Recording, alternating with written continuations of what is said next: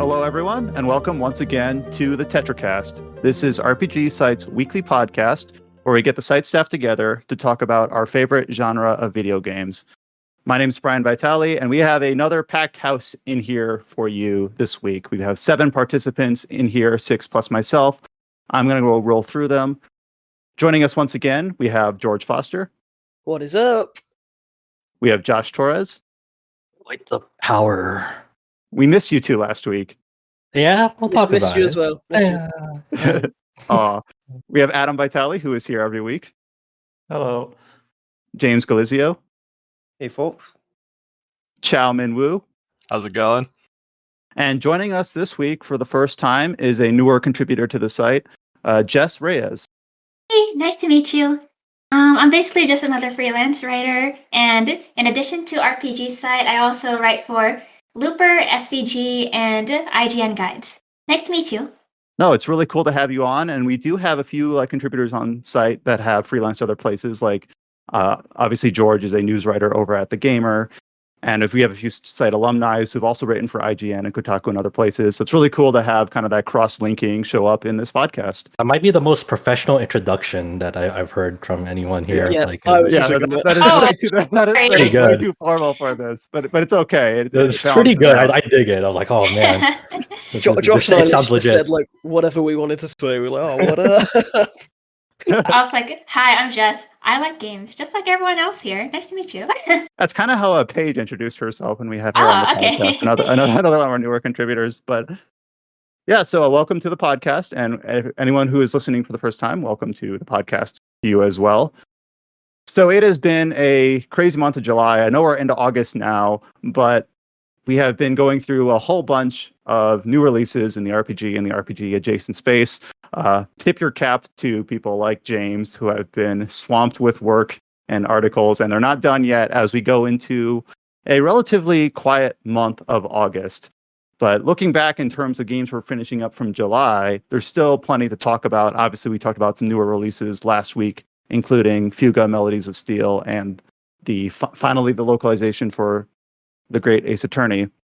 Another game that is a big topic for the site that released not too long ago is the long-awaited sequel and follow-up to The World Ends With You, Neo, The World Ends With You. Now, we did talk about this briefly last week with James having just started it, but obviously we wanted to revisit because I do know that George is really keen to talk about it. I believe Josh has a few things to say. I know Right. Jess has also been playing with it, and we'll also be able to hear some of James's more fuller thoughts now that he has progressed further through it.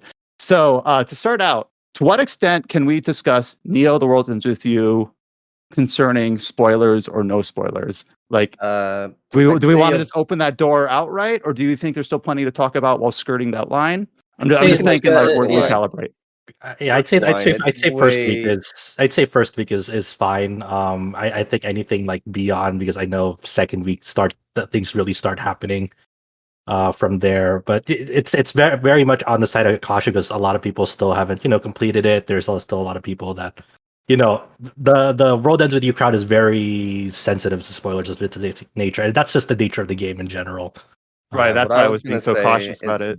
Is that you also have to remember that there's a lot of people that maybe haven't even started the game yet because they might have picked it up or waiting to pick it up after they finished the Great Ace Attorney. Well, So- how about this? Well, so we'll talk about the first week, and then obviously we will have our timestamps for the podcast. So for anyone who has not started the game yet, they can skip to the next timestamp and revisit this once they're further along in the game. Does that sound okay? First week is on the table? All right. So obviously we heard a bunch of James's thoughts last week, and just because I know him so well and I know he's so eager to talk about it, I'm going to kick this. Oh, you know where I'm going with this, huh? Yeah, I could figure. Okay, I'm going to hand it over to George to kick things off. I know you have been waiting for this game for a long time, and you weren't here last week to go over it. Take it away. What do you think about Neo? Have you finished?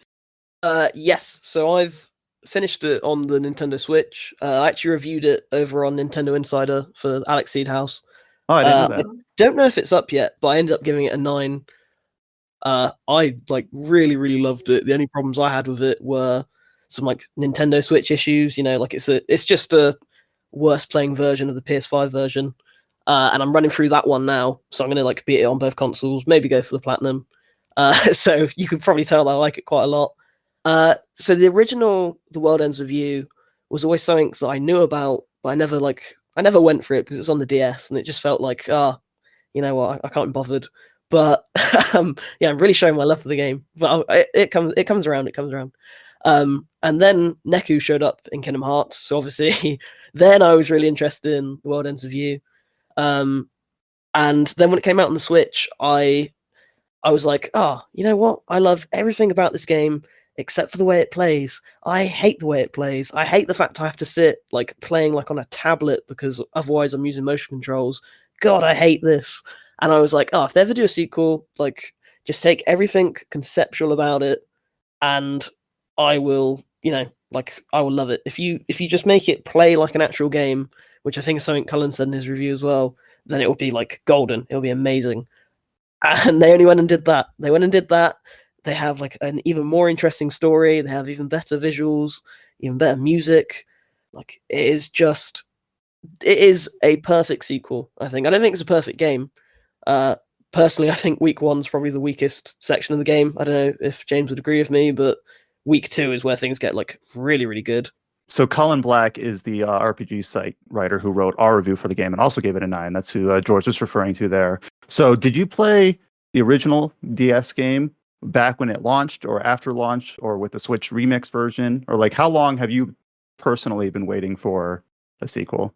Honestly, not that long. I started playing the Switch version, and then I got to like the end of the first week, and I was like, nah, this just isn't for me. And then something, I don't know what made me do it, like pick it back up, but I went back, picked it up, then I ended up finishing it, and then they announced the sequel. So I was like, oh yeah, just in time. I can seem like I've been waiting ages for this. So really, it hasn't been that long, but it has felt like a really long time, because the moment that they announced Neo, The World Ends With You, I was like, wow, this is exactly what I wanted. So yeah, not long at all, really, but I would still say I'm a pretty big fan. I'm especially a big fan of the sequel. It is probably so far my second favorite game of the year. Disco Elysium still. Wait, I'm about to say, like, I wasn't expecting second. I was totally expecting you to say that was your favorite game, and then second. Disco. Okay, Disco like Elysium is one of the best ever. So I'm still eating crow. I thought you were gonna bounce off Disco Elysium so much. I know. I'm so proud of how much I like that. Just like, yeah, take that, Brian. I love this. I really like George's character development here. Is like I really showed it to them. I proved to them that I can like a fucking fantastic game. Yeah. I enjoyed this game out of spite. Let me just interject real quick about actually I played the DS and the Switch version, and honestly the DS version, it kind of is frantically scratching at the screen and then trying to control your AI partner by mashing the buttons at the same time, kind of like rubbing your head and rubbing your stomach at the same time. So it was kind of strange, and even the touch controls for the for Final Remix and the motion controls for the TV. Honestly, I thought they were a bit of an improvement, so it's good to hear that it is a lot better for Neo. I'll complete the triangle by saying that I really, really liked the original The World Ends With You combat on the DS. Yeah, though I will say that my history with World Ends With You is a bit different, because I originally got it back when I was in middle school. I tried to play it, and I bounced off of it because I just couldn't get into the combat system. It wasn't until I picked it back up again, like a couple years later, where I was able to break through, and really the whole thing kind of clicked for me. I definitely understand when people say that the combat isn't for them, or it just doesn't make sense to them. But part of the reason why I actually love Neo so much is I feel like that the beat drop system is a pretty good translation of the puck system from the original game, which is where you had to you were forced to switch between you and your partner and whatnot. Yeah, and you touched upon that last week a little bit about how there's no way to cleanly translate that from a 2-screen experience to the 1-screen experience, and that's kind of how, in some ways, I think Adam felt this way when he's had a chance to talk about it in previous podcasts, that the remix Switch version of the original game feels, I don't know if compromise is too strong a word, but it feels like it's working like within some bounds that the game wasn't designed for, which is exactly what it is. But Neo ends up flourishing despite the limitations because it was designed for a single screen experience in mind. And you think that it adapts the idea of the puck passing system pretty damn perfectly. At least that was the impression I got from you last week when you had just started to sink your teeth into the game. That's basically the same feelings I have now. I will say that I do think there are some issues that the game has with not really telegraphing attacks off a screen. Like, particularly there's these wolf type enemies that can be a really Oh, a yeah. they real suck. pain in the ass because they have an attack that will pin one of your characters down, and you'll have to attack them in order to free one of your characters. And they can do that attack from off screen, which I would say if there's anything in Neo that it is legitimately, I'd say, bad game design, it's that. Yeah, that they do suck. But I would say, to go back to like you saying about how it captures like the concept of the puck passing thing, only having seen the DS version, I completely agree. Like I feel like it feels so much like a rhythm game at times, like getting the beat drops and just swapping in between these pins. I think it's just really, really well done. But when it does do stuff like that with those wolves, or that I hate those gecko things that turn invisible and then they can just hit you out of nowhere, but like your dodge roll is so bad that it just does nothing. Like I feel like it does falter sometimes like that, but you kind of forgive it for it 'cause it's like, oh, it's so charming though. Like I love these characters so much, I don't really care.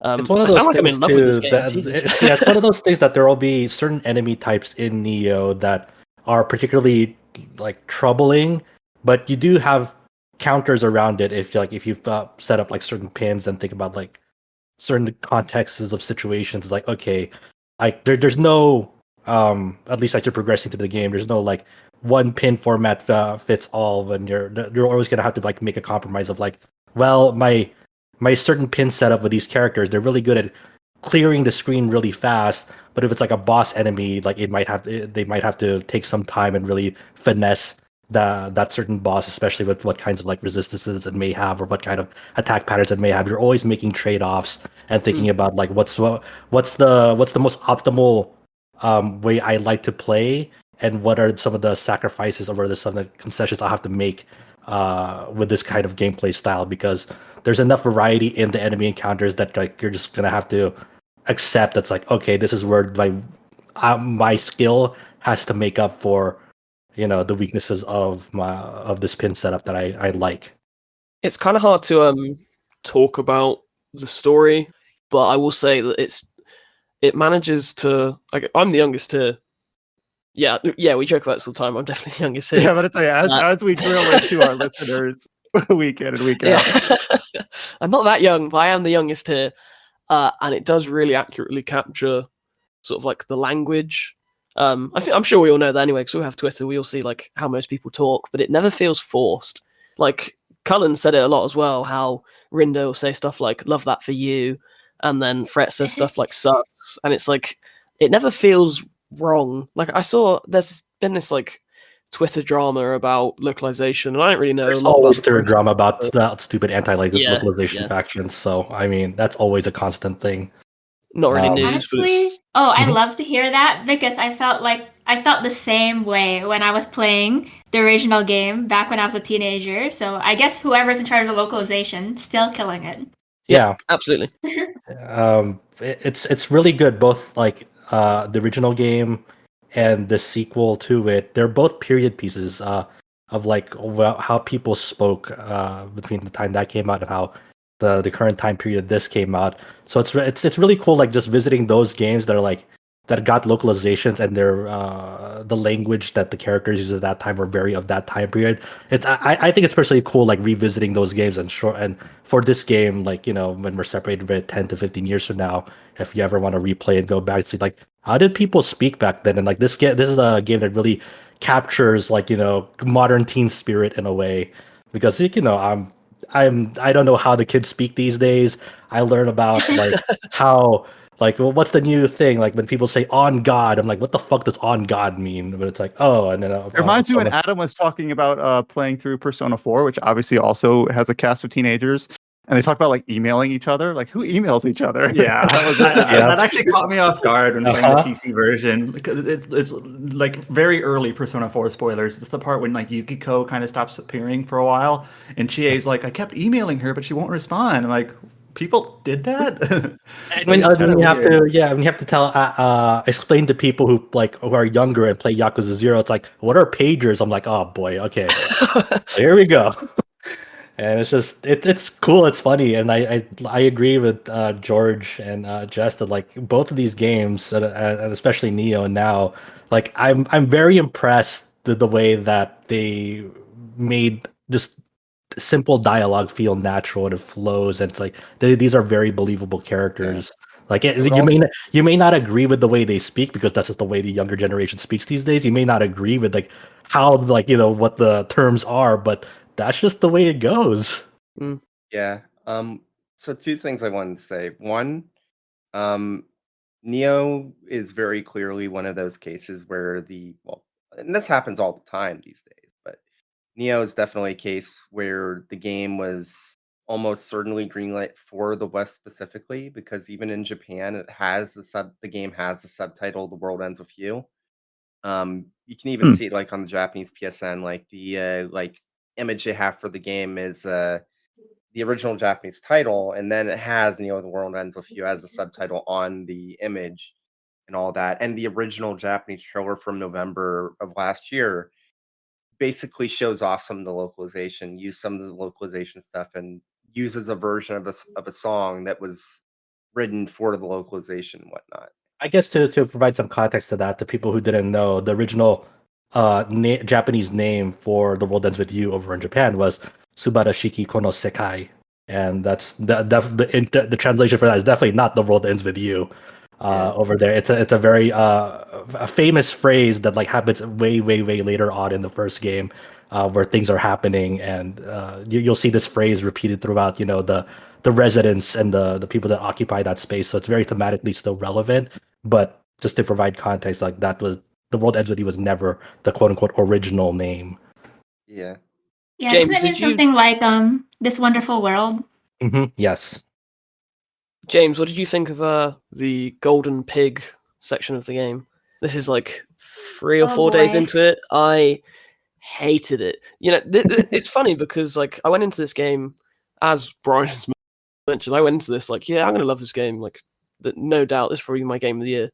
And for the first week, like after day 2, I was like, I'm enjoying this, but I'm not loving it. Like, I'm almost not bored. I was a bit frustrated with it. I can't tell why. And then the game has you do this mission where you're purposefully chasing like a false lead. You're trying to find these golden pigs. And I was just like, oh, this is like really not exciting. This is really not how I wanted this to go. And then it follows it up with a mission a couple of days later where you're basically playing hide and seek. And that annoyed me as well. And I was like, oh my God, do I not like this game? Like, am I going to like fizzle out? And then one day later, obviously I'm not going to say anything that happened, but just it finds itself again. It finds itself. It doesn't feel as formulaic. It feels like it's still playing with the concepts, but doing it well. So I would say, like, if you feel a bit burnt out, if you go, why am I chasing golden pigs? Why am I doing the same sort of thing over and over? It does change. It gets so much better. Week 2 and 3 are like, whoo-hoo. I hope this question makes sense. But when you say it finally like finds itself, are you saying like it follows up on this? First of all, I've not played this game, so when you say like I only can go by the way you've described it, so I'm like, all right, there's golden pigs in this game somewhere, and a hide and seek game. But like, does it end up just like dropping those threads and going on to something more interesting, or does it like wrap them into some new idea where it ends up using like, oh, that's why it was doing that? Well, they weren't really. The way that the game structure works is that so you've heard us say that there's weeks in the game, and basically instead of having specific chapters, which I guess it kind of still does, the framework of the game is that you're literally playing something called the Reaper's game inside of Shibuya, and every day there's a different sort of goal in mind. So the goal changes each day, and the goal usually doesn't tie into the plot. It does more later on, but for week 1, it's basically just standard like game nonsense. Like game of the week or something like that. Like Yeah. Yeah. on this day, you've got to play hide and seek, Yeah. and yeah. it's just like, oh, Exactly. So saying like hide and seek is just, well, it is literally that, but like there's a reason for it. And I feel like, I guess the difference is that from the end of week 1, mysteries start getting answered, but more interesting mysteries come up. So it's like, instead of just, okay, I'm doing this to, just do it, I guess, you're like, okay, I'm doing this because I want to find out what happens here. So instead of it like changing gameplay wise, you're still kind of doing the same stuff over and over, but you've got better reasons to do it. And I can't talk about it, obviously. I really want to. Yeah, I know you guys have to be like really careful about like what you give away and what you don't, but it sounds like it really kind of like ramps up in a smart way. Yeah, very much, yeah.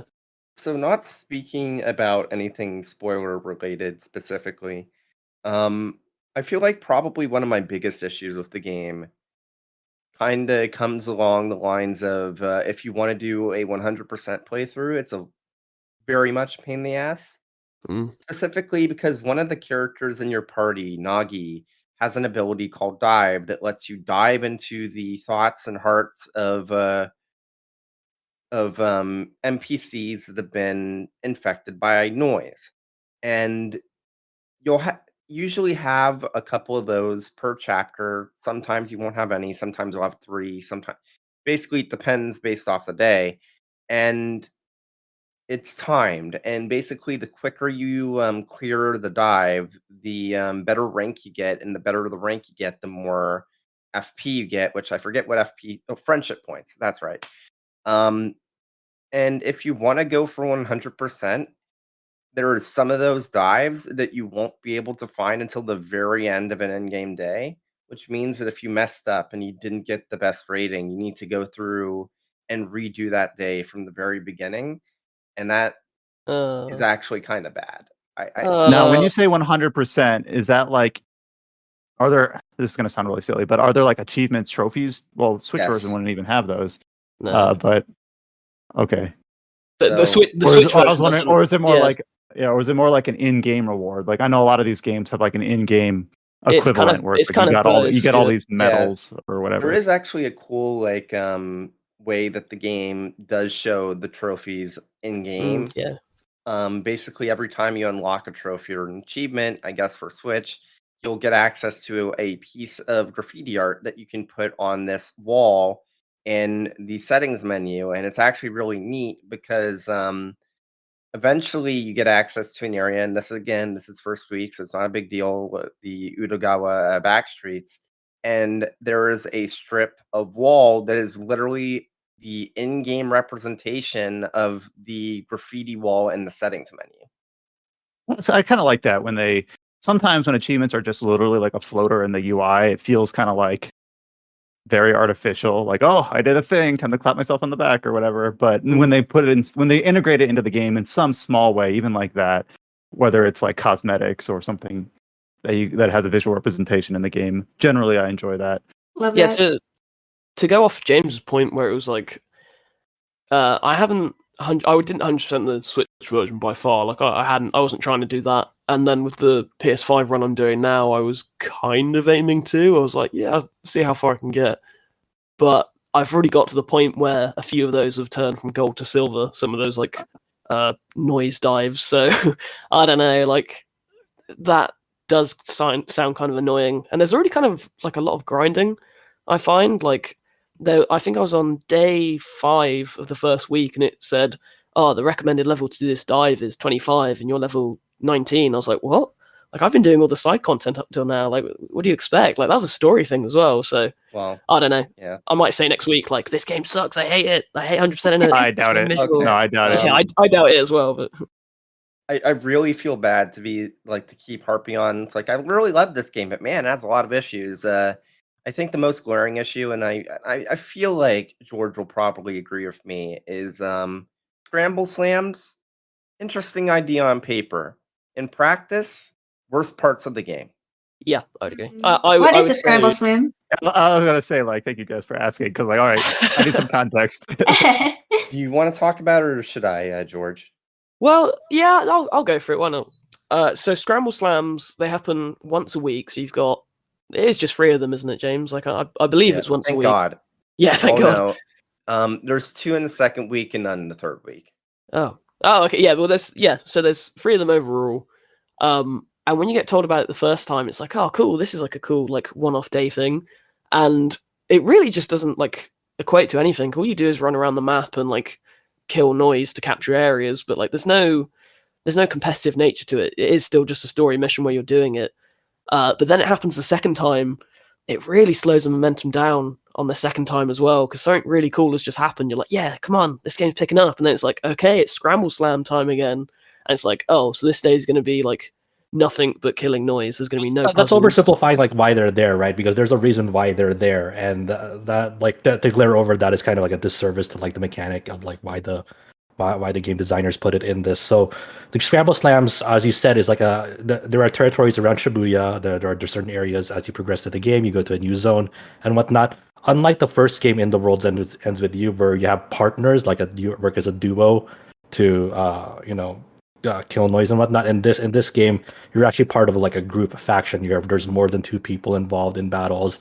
You can have like usually standard up to 4, and then so on with more characters getting involved and whatnot. So it's actually in Neo, you're actually going. It's like faction versus faction. You're like the Wicked Twisters, and then there are other factions like the Ruin Bringers, and I forgot the other faction names. But how it culminates, at least in the first week, is that okay? We're almost to this final day of this first week before things happen and whatnot. And to settle this, everyone has been trying to accumulate points to make sure they're not in last place before the week ends. And how they try to resolve this is this whole capture system where each remaining faction of that week is trying to control territory, and whoever gets the most like territory points is they'll accumulate points based on their ranking out of that Scramble Slam.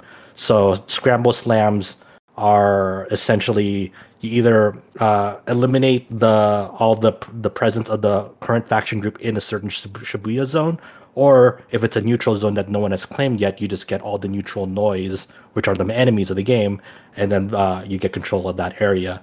So it's not just as simplistic as like, okay, it's just there for there's a reason why Scramble Slams happen, not necessarily because it's just there. Okay, so admittedly that is like kind of brushing over.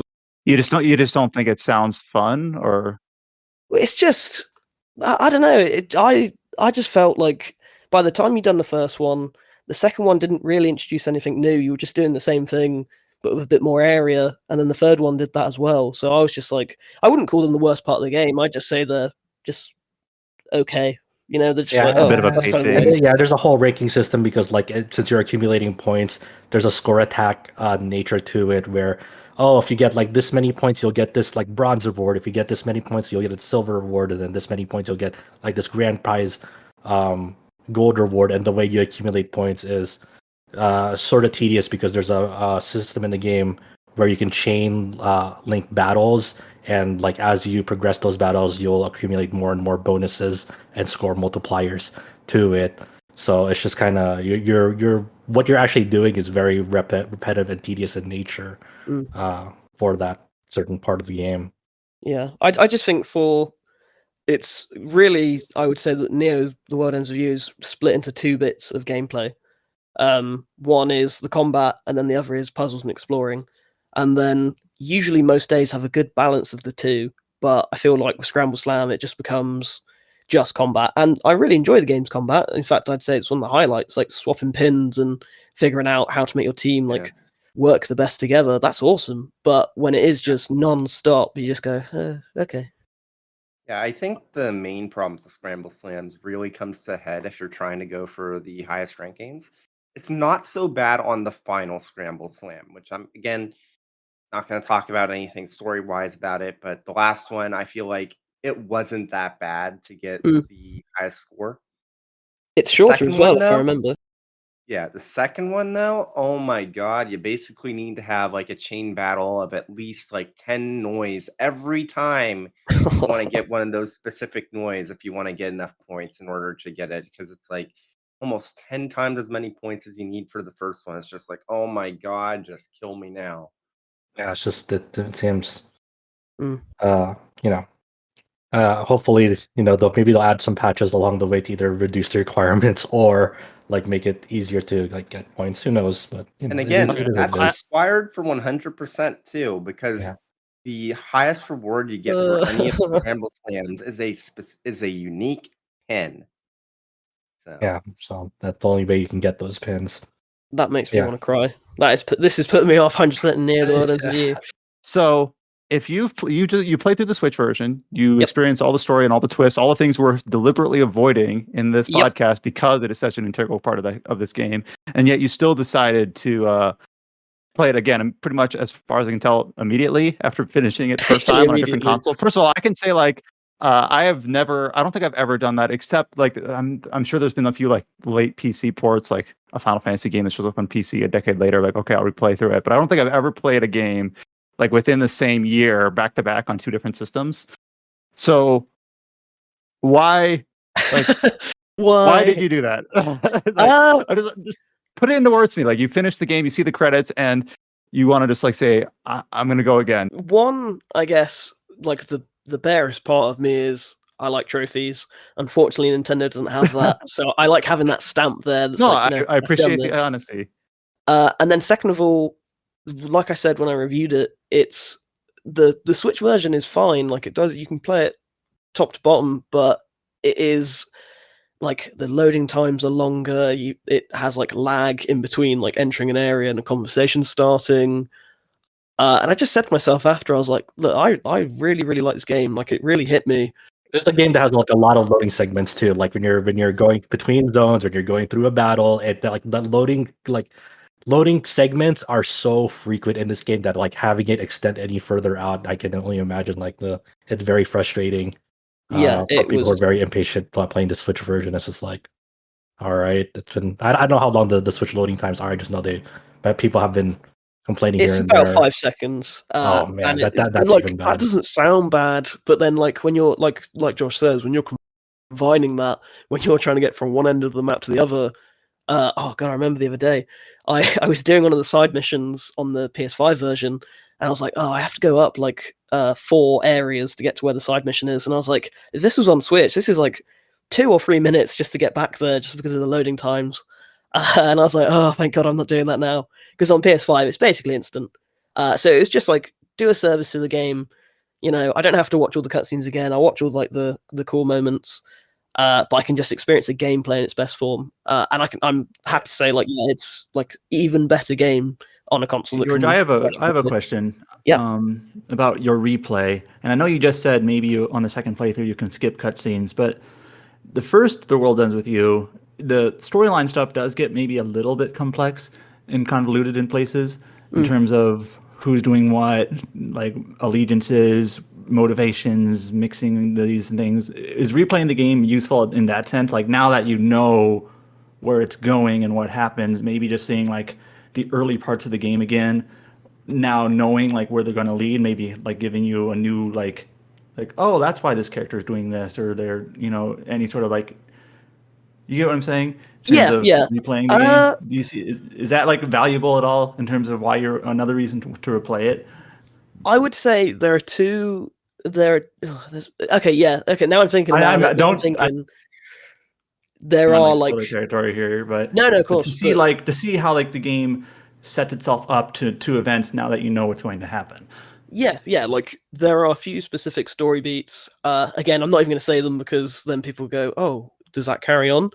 But there are at least 5 off the top of my head that you can follow and go, "Oh, okay, there you go. That's why you're like that. That's what this is leading to."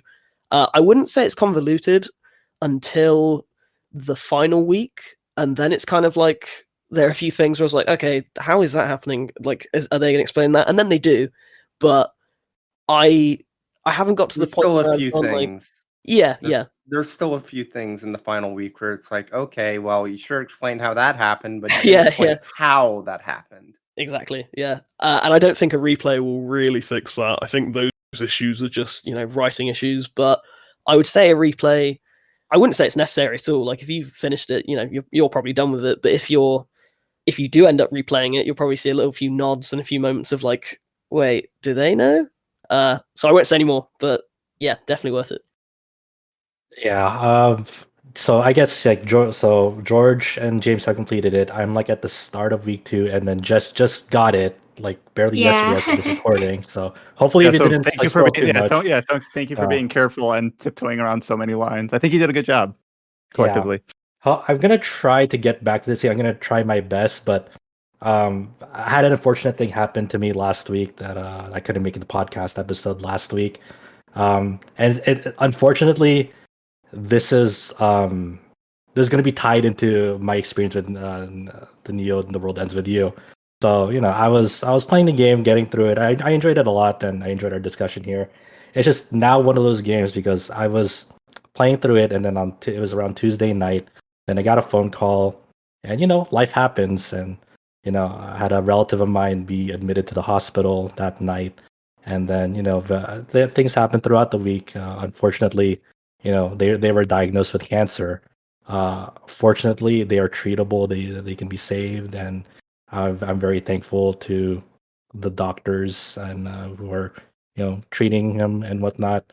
And it'll get sorted out as the weeks go by with surgery and whatnot. So there's but unfortunately now since I got that phone call, and then, like during that time period where there was a lot of uncertainty of like what is the extent of this cancer, has it spread anywhere where like it would make more complications down the road and whatnot, because that I was playing Neo the World Ends With You during that time. I always associate that game with like that moment of like dread of like, oh my god, what's happening? I was like in shock, speechless and whatnot when I was speaking to that relative. And like kind of, and after I spoke with that relative, I went to go. My sister and I spoke like lengthy on the phone and whatnot. I'm like, what do we do? So it's just, it's hard to explain into words until like you've actually like, I don't wish anyone to go through it, to be honest. But there are many people in my position where like I spoke with a friend who like went through a similar situation years ago where he got a phone call about a similar situation with a family relative, and he was at a time he was running a business where he was washing animals and treating them and whatnot, and he was so like sort of traumatized by that event, where bad things happened on his hand while he was doing this activity that he closed his business down, and like he hasn't really owned a pet since then because like he always associated that certain moment with those actions with that portion of his life. And I'm kind of in a weird similar situation. For me it's just a video game. For him it was a business and like caring for animals. So obviously our situations are like light years apart in terms of like what's really important. But for me, like I have to try to get through The World Ends With You, trying to sort out my feelings about that, and it's a hard obstacle to like mentally get over, because it's like because how my mind processes like, if I play this again, maybe something bad will happen again, and I'm like really really scared about that. Yeah, which is irrational when you think about it in hindsight, but obviously in the moment, like that's not how our brains work. We make those associations, rational or otherwise. Go ahead, Adam. I actually do have a similar sort of like real world, association with the visual novel 999, and it might be why I haven't played like VLR. Oh, interesting. Because I associate, like a real life thing with that game, even though it's not connected other than it just happened to happen at the same time I was playing it. Yeah. But yeah, I totally get where you're coming from in terms of why you feel that way and how it like going about it can be just weird and tricky. Mm-hmm. Yeah. Yeah. So, that's also the reason, just explain to our audience, like, why I wasn't here last week. Obviously, when family things are afoot, everything stops, and, being there for the family and, working through it also. I'm happy to be back. Thanks for having me back. It's just, It's one of those things. And obviously, we collectively wish him the best of health. Yeah, going thank you. forward.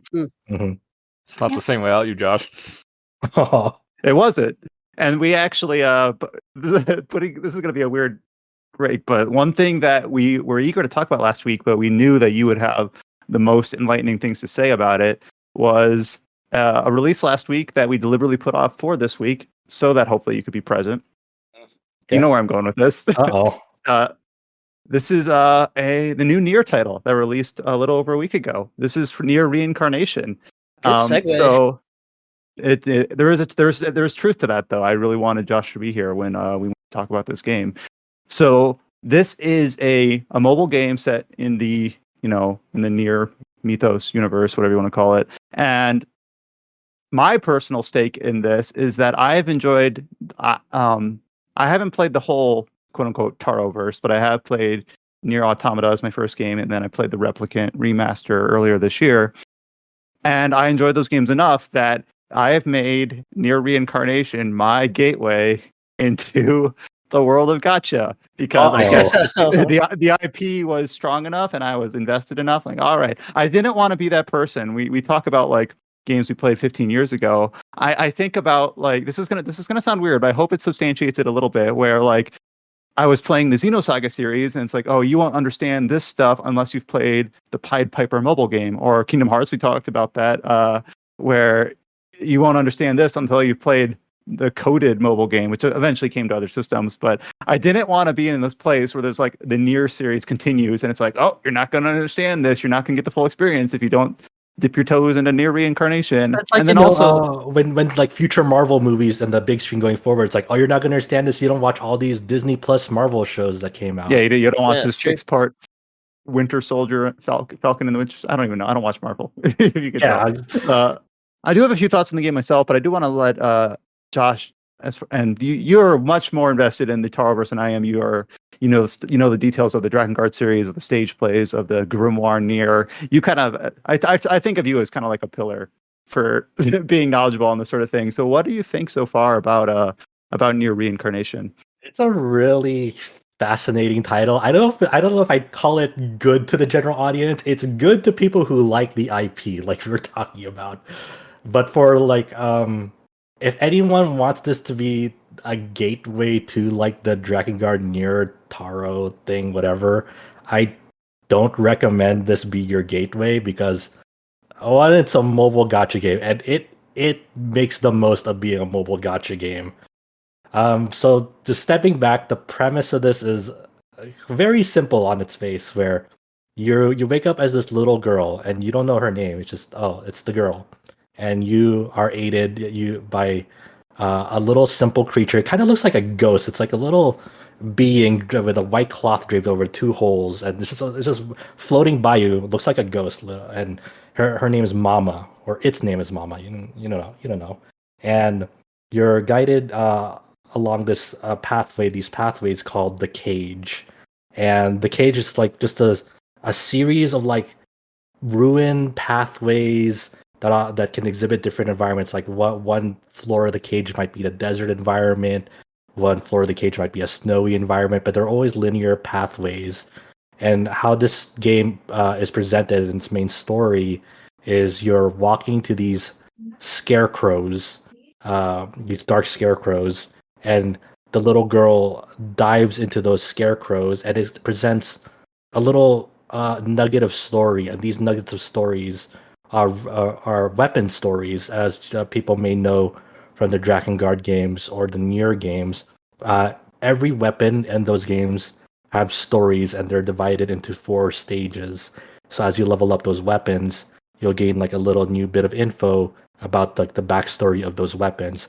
And that's a little, and for fans of those series, like that's like kind of a significant part of like why they like those games, because there's always like a story behind like simple things like that. Because, oh, like this spear here, it's like, okay, this is a cool spear, I really like it. It's like, I wonder what was the backstory behind this spear. It's like really tragic. Like, oh, it was by the owner. The owner was like this dad of an orphan child, and you know, this dad did everything for this, this caretaker for this orphan child did everything they could, but this orphan child had a disease. It's like the weapon story is just like, oh, this is really depressing. It's not a spoiler to say that almost all of these short stories are poignant in some way. They're not all depressing, but sometimes, usually they're like Josh said, they're broken up into 4 segments. Usually, like the first 2 are kind of just setting up like who you're talking about, what their setting is, and then usually like parts 3 and 4 will kind of twist it in some way where it's like, here is the piece of context you were missing that has everything else click into place. And usually it's something that ends up being quite sad or at least quite thought provoking. It's been quite an experience where you can sign it. You sort of see a few places where the stories tie together, but then there's some places where it's not quite clear yet. And I don't know if it's because they're not supposed to be or because it's going to be established later, but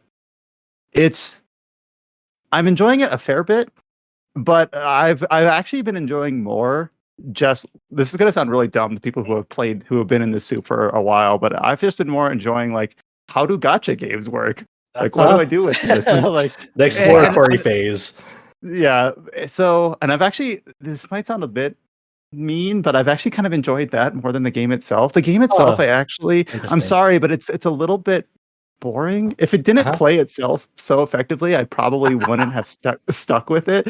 So you do these you have like these story beats that are part of the main story, quote unquote, where you direct this nameless kid through this cage, and you see these as you go through each chapter. It gives you like these little windows into these other characters and the hardship that they had and what their history is. And then you play, once you see those stories once, there's a few, like if you do them again on hard mode, you get a little bit of extra story, or then you get like the character stories where it has a little bit of extra where it ends up being like narrated in first person by that character instead. So you end up seeing like a couple different viewpoints, a couple different projections of like this, at least, but maybe not the same story, but tethered together. But then that point, once you see everything once, you end up just kind of playing accountant, where you're just like, do I have enough? You have like 6 different currencies or more, where it's like, do I have enough gold? Do I have enough? Are my weapons strong enough? Are my characters strong enough? Are my skills strong enough? Do I have enough gems to do another pull for more characters so I can get like, strong enough to do the hard mode version to get the newer stories? Do I have enough tickets to trade for X other things? And you just end up kind of playing like, I almost feel like I need to open up a spreadsheet and be like, all right, what can I do each day to maximize my return on this currency or that currency? And at that point, that's kind of when I end up like my eyes kind of glaze over a bit, or like, all right, I don't know how much further I want to go with this, but that's kind of where I'm at right now. I actually have it auto battling on my phone next to me as we do this podcast. So I haven't turned away completely yet, but it's he's into it. Well, like I said, it's playing itself. Right now I'm doing the this is kind of exactly like what sort of game this is. I'm doing the summer event where they of course, like any other game, they have a version where it's these are 4 characters that the main story introduces you to, only now they're in swimsuits. But in the NieR style, it like attaches a sad story to them. Like the summer event story is a 4-part story where people die. Oh, that's does this sound familiar, Chow? Does this sound familiar to you at all? It always does. Yeah. So, Brian kind of gave a very big, like, scope about like what this game is. Like, it's definitely a gacha game. There are a lot of currencies. I think there are more than 6, to be honest. But about it. Yeah, like when you think about like the event shops, and then it's a whole thing. So as you're diving into these weapon stories very early on, and after you do like the final stage 4 weapon story, you ascend to the next floor of the cage, and then you do this environment, and you kind of do the same thing. And like these introductory chapters, like the first 6 chapters, it's all about finding out like who this little girl is, and because she's lost her memory, she doesn't know who she is, and every time she completes these weapon stories, a fragment of her is returned. Like she remembers, like, oh, she gains like will, she gains hope, she regains anger. In typical NieR fashion, it's more complicated than what it presents at first. And I think that's where the story starts really kicking off after chapter 6, once you start progressing through like a new context. and you're still going through weapon stories after that, and under a new context of like what are you working towards? Right, it's interesting because this game originally released in February of this year in Japan, and in the original Japanese launch, it launched with 6 chapters, which is like kind of like the quote unquote first arc of it. In global, we launched with 9 story chapters, with the chapter 10 releasing just like in 3 days and whatnot. So they have, obviously, we're trying to catch up to the Japan server, it looks like, very blatantly. And the Japanese server is at 12 story chapters, so we're getting there. The unfortunate part of like accelerating this content now is we're getting things at a very rapid pace. So just like in Japan, this launched with a NieR Automata crossover, and that means that we get the event. The NieR Automata crossover event is really funny because it like the events in this game are just like a series of a series of stages in normal, hard, and very hard difficulties. In normal, once you complete all the normal stages, you'll get like the full story of that crossover event, and the story of the NieR Automata crossover event is like very big spoilers about like the end, like kind of the true nature of like that game, of like what's going on. It literally 2D and distills 9S. NieR Automata Flats out down into spoils it, I like guess. the NieR Automata crossover event in NieR Reincarnation basically distills that game down into like 2-3 minutes of cutscenes, like at its pure essence. Like it spoils everything in as like efficient of a way as possible. It's basically the premise of the game laid bare. So yeah, if you're in like that tiny sliver of people that's interested in NieR Reincarnation and also interested in NieR Automata and haven't played that, don't do it. Yeah, I like if you're gonna do it, at least skip the story cutscenes to like revisit later after you're finished Automata or something.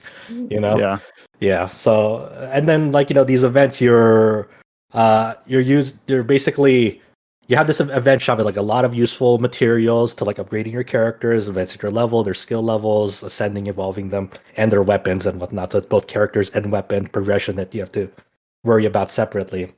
And of course, this game has like an element system where like fire, wind, and water, they all have their own, like they're strong against one element, weak against another element. There's a separate one between dark and light. So all the gacha game trappings are there when it comes to progression and whatnot, and how hard the materials can become. Like there are certain materials obviously that are harder to come by, that you have to grind for in your dailies and certain missions and so forth.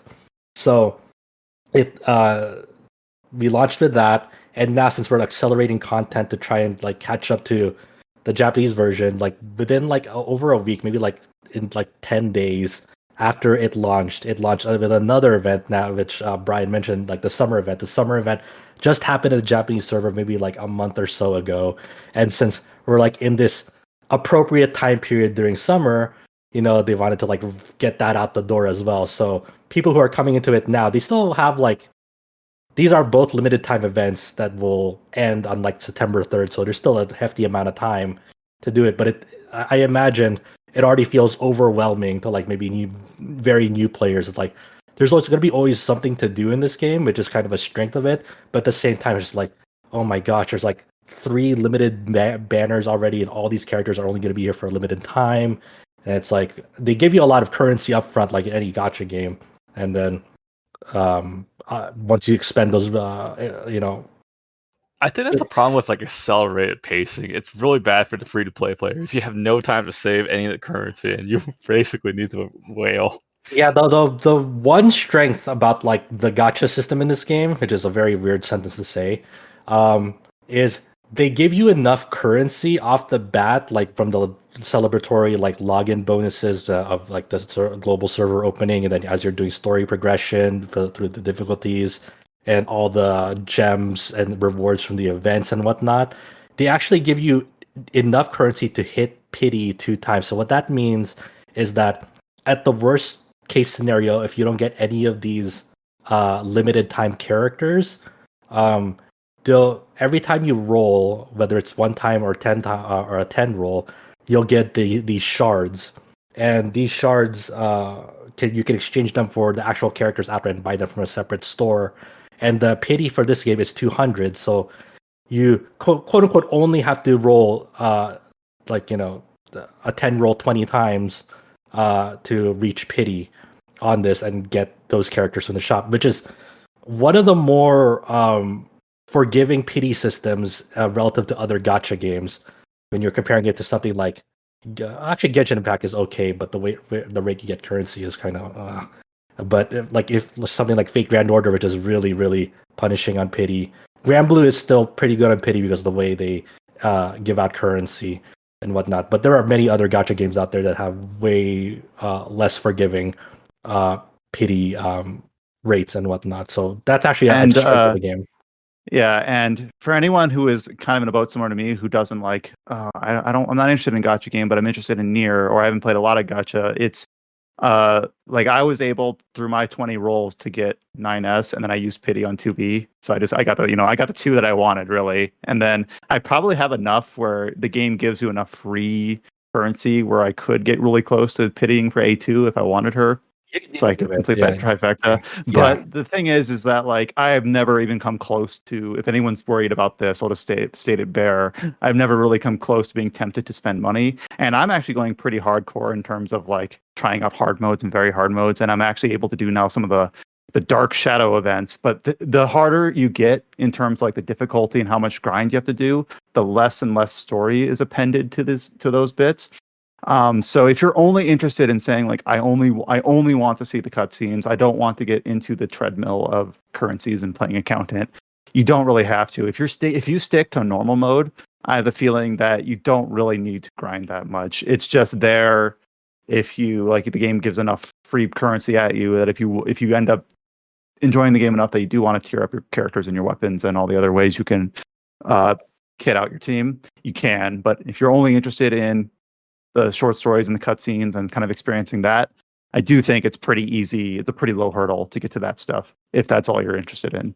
It is definitely like a long-term sort of like it's a marathon, not a sprint when it comes to progression, because like character progression gets slow when when you start getting like your main parties up to snuff and like thinking about like what your 3-party members should be and whatnot, and take advantage of like elemental affinities and so forth. But I hesitate to say cool, but interesting part of like how we talk about the stories and how NieR subverts like what it initially says on the surface. So let's like take for example, I think his name is Olaf. Olaf is this character who climbs he's a mountain climber, and he has a wife and a child.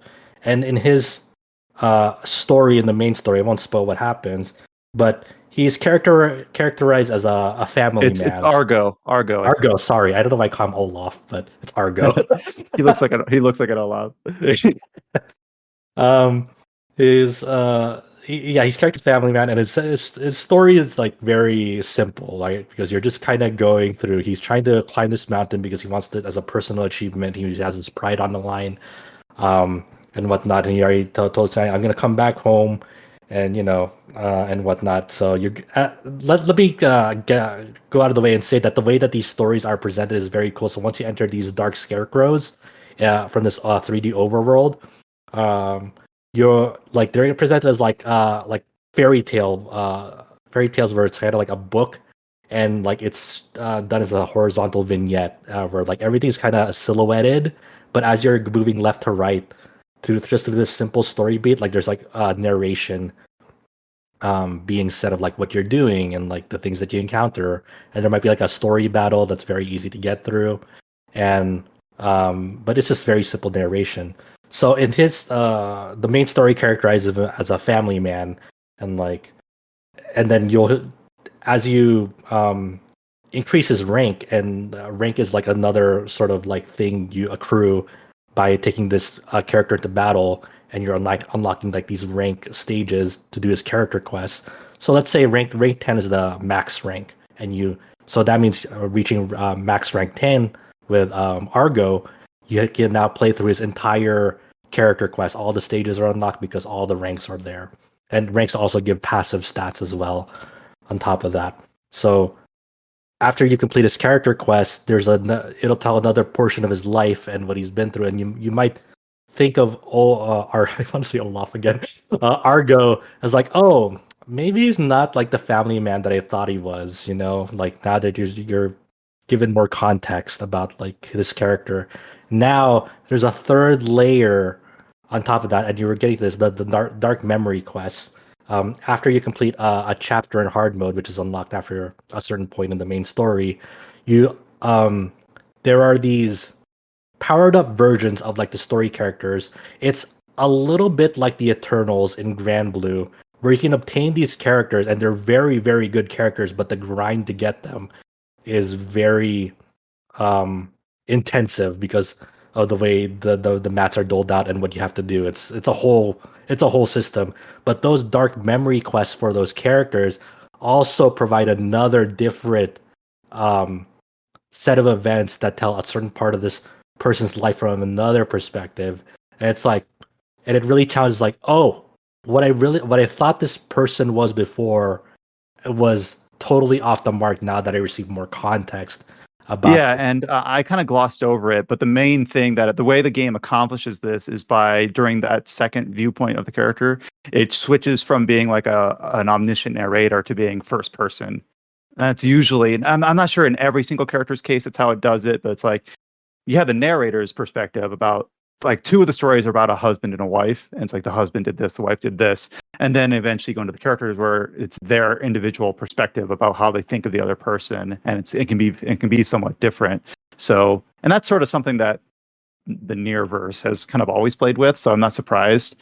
And then there is usually a common theming where I haven't pulled at all these threads in my brain yet, but the main location's called the Cage. There are some stories that are specifically about prisoners, either like deliberately they're in shackles or in prison, or prisoners to their expectations, or prisoners to their upbringing.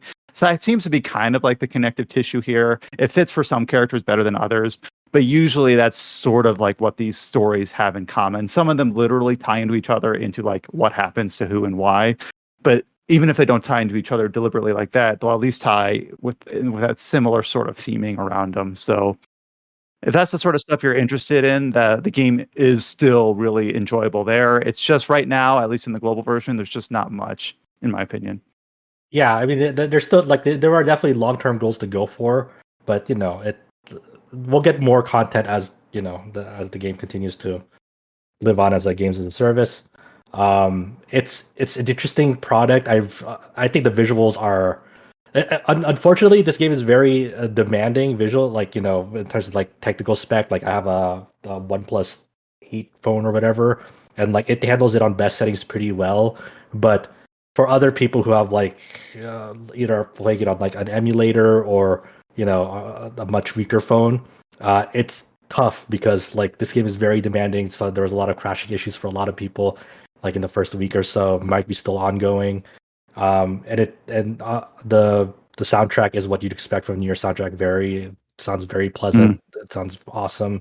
I guess to go over to people who want to know about the battle system, it's like you have a 3-person party, and it's not really turn-based, it's more active turn-based, but characters auto attack on their own, and you have these 2 weapon skills depending on what type of weapon you're equipping, and a character skill. And a character skill is like their ultimate super attack or super whatever and whatnot. So it's very simplistic in terms of like what you're actually interacting with. You can move on the screen, but moving really does nothing like in Dragon Quest XI. And we talked about elemental affinities, but the sort of strategy behind it is as you're racking up combos, like the higher hit count you have on an enemy, the more that their damage multiplier will go up. So like if you manage to get 20 hits in a combo, now all your damage is doubled as long as you keep this combo going and whatnot. So that's kind of the strategy behind that. Any character can equip any weapon, but some characters are predisposed to like their own weapons. So for example, A2 is a big 2-handed sword user. She does a lot of damage. You can equip her with a gun or a one-handed sword or a staff, and she can attack with it and use its weapon skills just fine.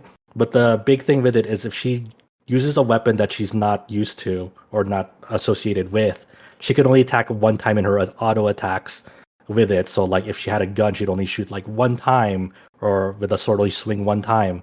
Unlike with a two-handed sword, if you equip her with that, she can attack up to 5 times with an auto attack. There's a chance to always do like 2 to 5 hits in a combo with a two-handed sword with her. And then so that's how the combo multiplier system and the weapon affinity system kind of complement one another in that way. So there's a big team building aspect to it, because not only are you leveling a character and their primary weapon, there are 2 secondary weapons that you can use like sort of like stat sticks for that character, and there's another companion system that are like summons, and then like these memoir cards that give additional stats and additional bonuses to it. Yeah, So there's a lot to it. The secondary weapons, the memoirs, and the summons, whatever they're called, the companions. Yeah. They're basically like your gear, like what would be in another. They're analogous to like armor. Like there are other things other than your weapon that increase your stats and abilities. And sometimes there's trade-off where, like you talked about A2 using a different weapon, where it's like, okay, the enemy I'm fighting is weak to water, but I don't have a two-handed sword for water, so I could equip her with a gun that is water element and have the elemental advantage, but then I lose her proficiency advantage. Does that pay off in the end here? Well, it might depend on the fight. So sometimes there are like gives and takes like that. Yeah. But that's pretty much the extent of NieR without getting too into the weeds. Just a very general stuff. It's a very interesting game that I'm invested in the story and interested to see where it goes next. I think it does have a cool narrative hook as it goes along, but I'll probably stick with it because I really like this universe, and I'm interested to see how this plays out. But it's just keep in mind, very beware. It is a gacha game at its core. It has all the typical trappings. Even when it launched, it had like a 48-hour jumpstart bundle that like, hey, it's only going to be up for 2 days when we just launched, and don't miss out. And and to keep itself afloat in the global server, it has like real ads that you have to tap on for like a gem roulette, whatnot, so to keep itself afloat. And it's beware, but also it's interesting. I haven't been turned away yet, so I've never played a gacha game before, and I have it going literally on my desk right now. So I'm surprised you're not still sure if that's with a it. good. Like, I'm not sure if that's a good sign or a bad sign. You've lasted longer than some of our other RPG site community members who first checked the game out. So congratulations, I think. I didn't want to fall in that rabbit hole, so that's why I didn't try it. Well, you're already in like 4 other rabbit holes. So. Yeah, that's why. Yeah. So I mean, did you really win here, Chow? No. So I fully expected that we'd go into this podcast talking about both Neo and Neo the World Ends With You, that is, and NieR, because we had George and Josh back. And now the third and last game that we want to talk about at the first half here, I was not expecting until a few people here on staff had started playing it. And we had talked about this game back when it released in May, but haven't heard much from it since. And that is new Pokemon Snap. So this released a couple months ago, and James played it. He had shared his thoughts in both a review and a podcast. And then that was kind of the end of it. But just this week, it had its, I believe, first kind of free content update, which I wasn't following the game close enough to even know that was coming. And apparently, James had thought well enough of it that we decided kind of to bring it up back here on the podcast to talk about it. And I know that Jess you've been covering the new Pokemon Snap for IGN as well. Do I have that correct? Yeah, I am covering it for IGN. I'm playing through the new courses and putting together guides for it. All right, so I guess I'll let you go first, Jess. So did you also review I know James did for our site. Did you also cover the base game for IGN?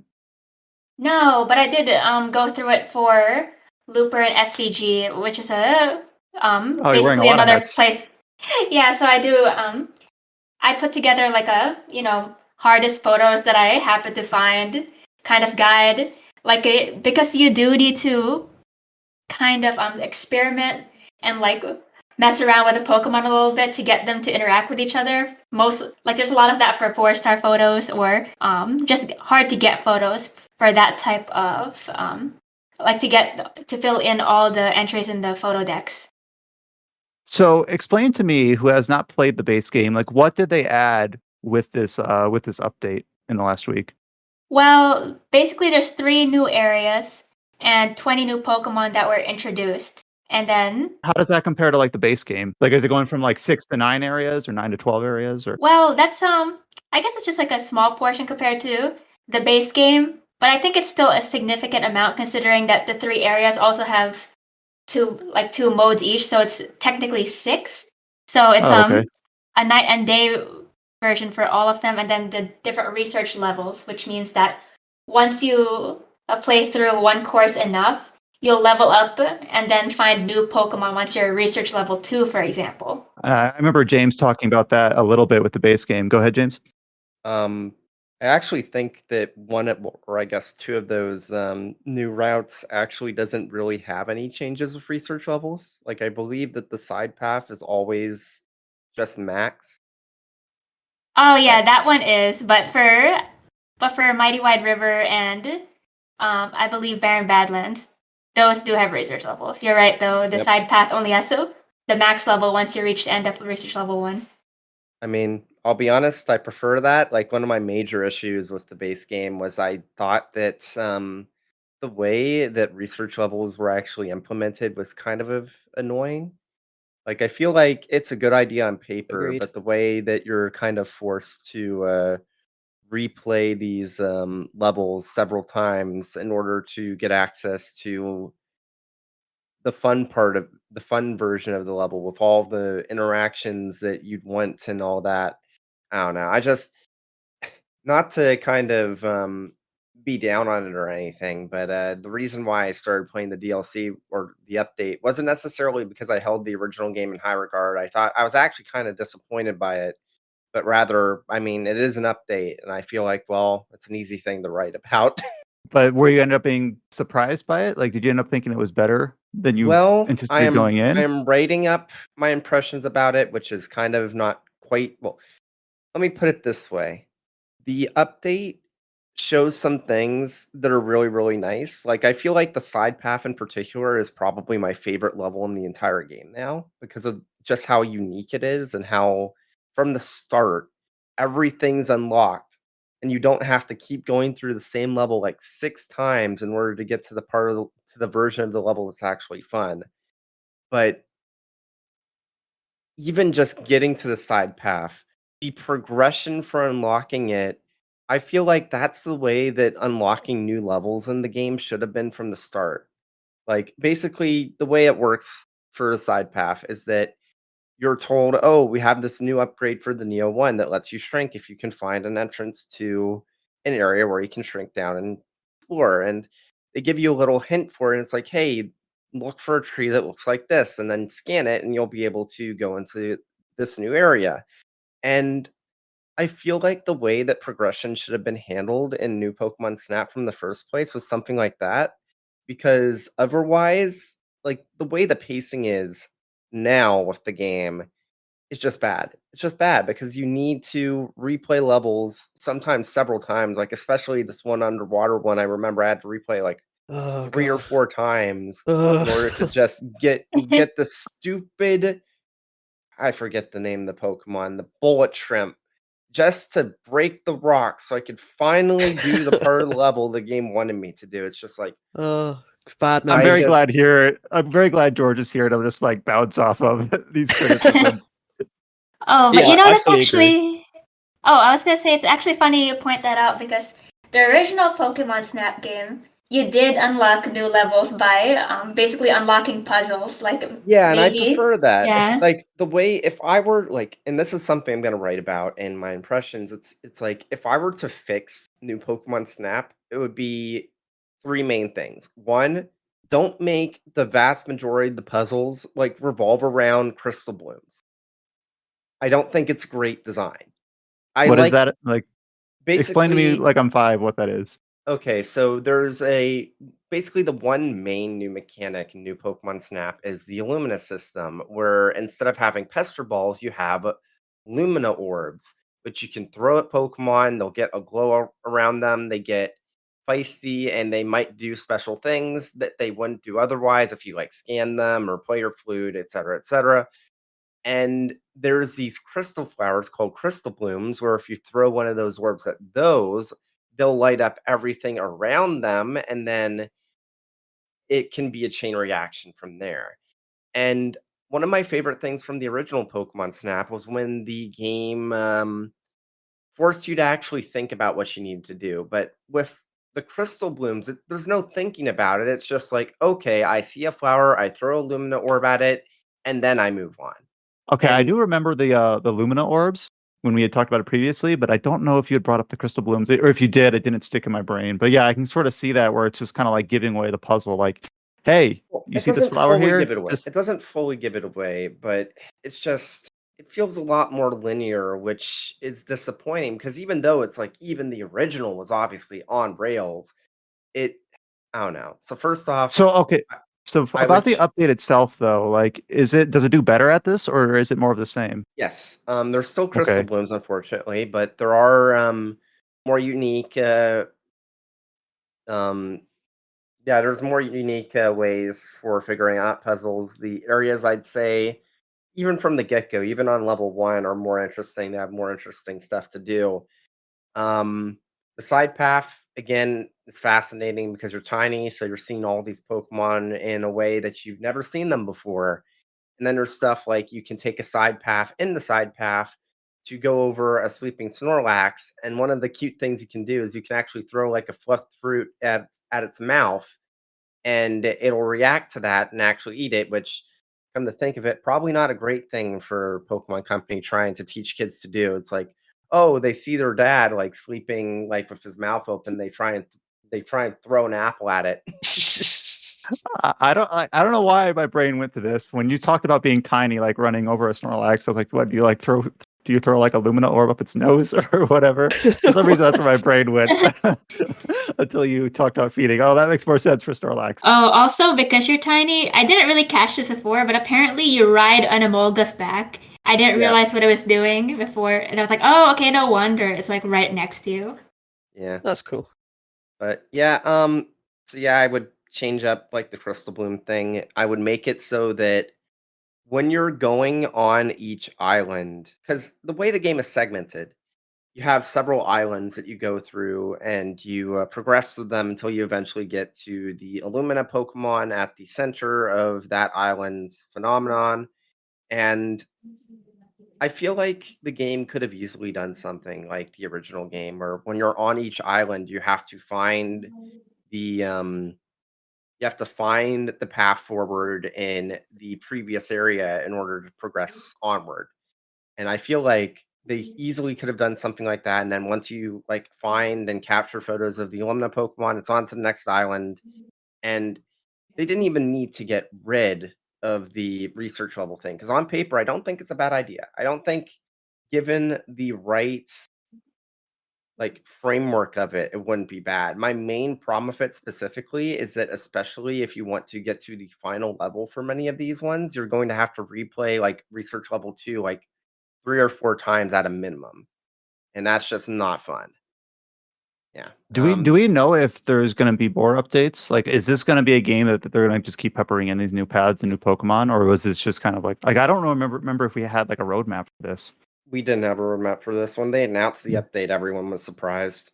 Oh, okay. I was Wasn't talking the to announcement only come like a week ago? It's kind of Yeah, out of yeah. nowhere. So we don't know if there will be any more updates. I want to say no because honestly, like I don't think Pokemon like new Pokemon Snaps issue was lack of content at launch. I feel like it still had plenty of content, especially now with this update. But we'll have to wait and see, I guess. I was talking to Kian about it because he's been playing a lot of it. Like he played a lot of the original like release. Who's been jumped on the DLC, and he said like he believes that some of the dialogue was saying like, "Oh, the ability to do this has been installed in this area at the moment." Like I can't speak for that. I haven't played it myself, but he made it sound like maybe there could be more. And seeing how random this was, I wouldn't be too surprised. I'm personally not interested like at all. I had my fill when the game came out, but you know some people enjoy it.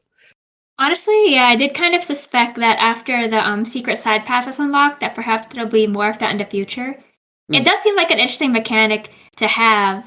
Like maybe I would like to see more of that in the other areas. In fact, one of the things I thought of while playing the side path was that, for example, there's some smaller Pokemon that I think are easier to capture on camera when you're right next to them, all tiny. Funny because I'm not sure if that was actually meant to be a hint or whatnot, because like once I actually thought about the mechanic and thinking about, okay, how would you implement it in the other levels, I realized actually no, like the forest, like the foresty area, maybe, but otherwise, like the side path seems like the most natural place for a shrinking mechanic to be used because on the other islands, it doesn't make as much sense, I don't think. Yeah, So the I, base I game doesn't have these side paths, at least not marked like that.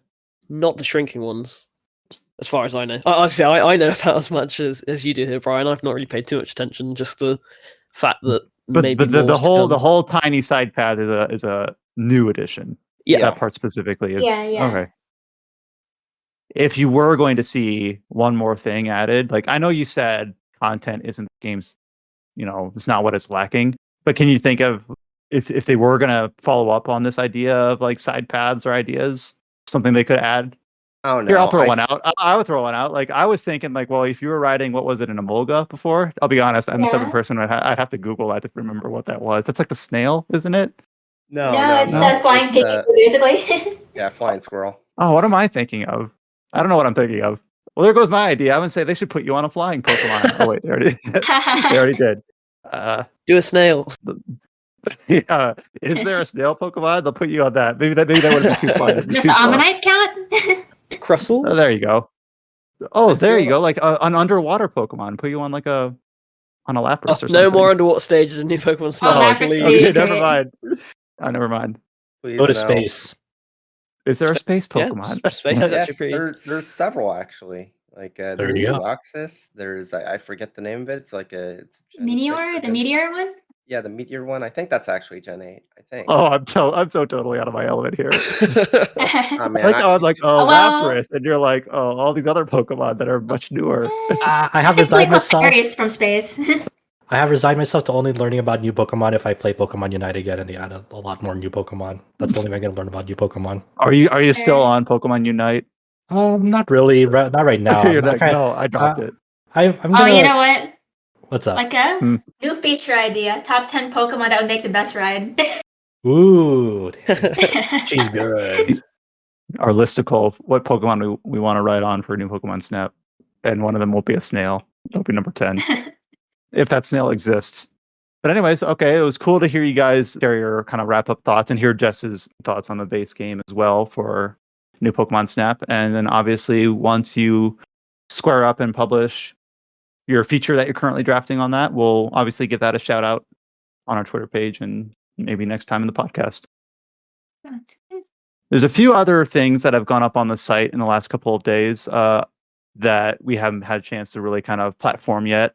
One of them is we did get a late review up for The Legend of Zelda Skyward Sword. Maybe we might have mentioned this. It might have went up like literally just before the podcast last week, but if it did, it was in like the midnight hour. So Nathan Lee covered that game for us, and it's a Zelda game. It's kind of like one of those RPG adjacent sort of things. He was a bit more positive on Skyward Sword than most of the cast here, so he has that review up on the site. Just to Buy kind his of, podcast. he kind of gives the takeaway that I think a lot of people have is that Skyward Sword has a really great Link and Zelda, and it's very story driven, more so than most Zelda games, and it has a really good set of dungeons, and those are the things that he really likes. So he is pretty high on the game, but he does admit, like, for things like the various things you collect and some of the pacing and some of the mini games and whatnot, that's where it drags itself down. But the game is 10 years old at this point. I think people are sort of like, solidified the things it does well versus the things it doesn't do well, and whether or not that's for you might depend on what you're kind of looking for. Nintendo already said make your peace with it because this is Breath of the Wild 2 is based off of. So Yeah. sort out your feelings fast, bitch. Like, for example, he said like Breath of the Wild's dungeons, like it's the Divine Beast, and I agree with him.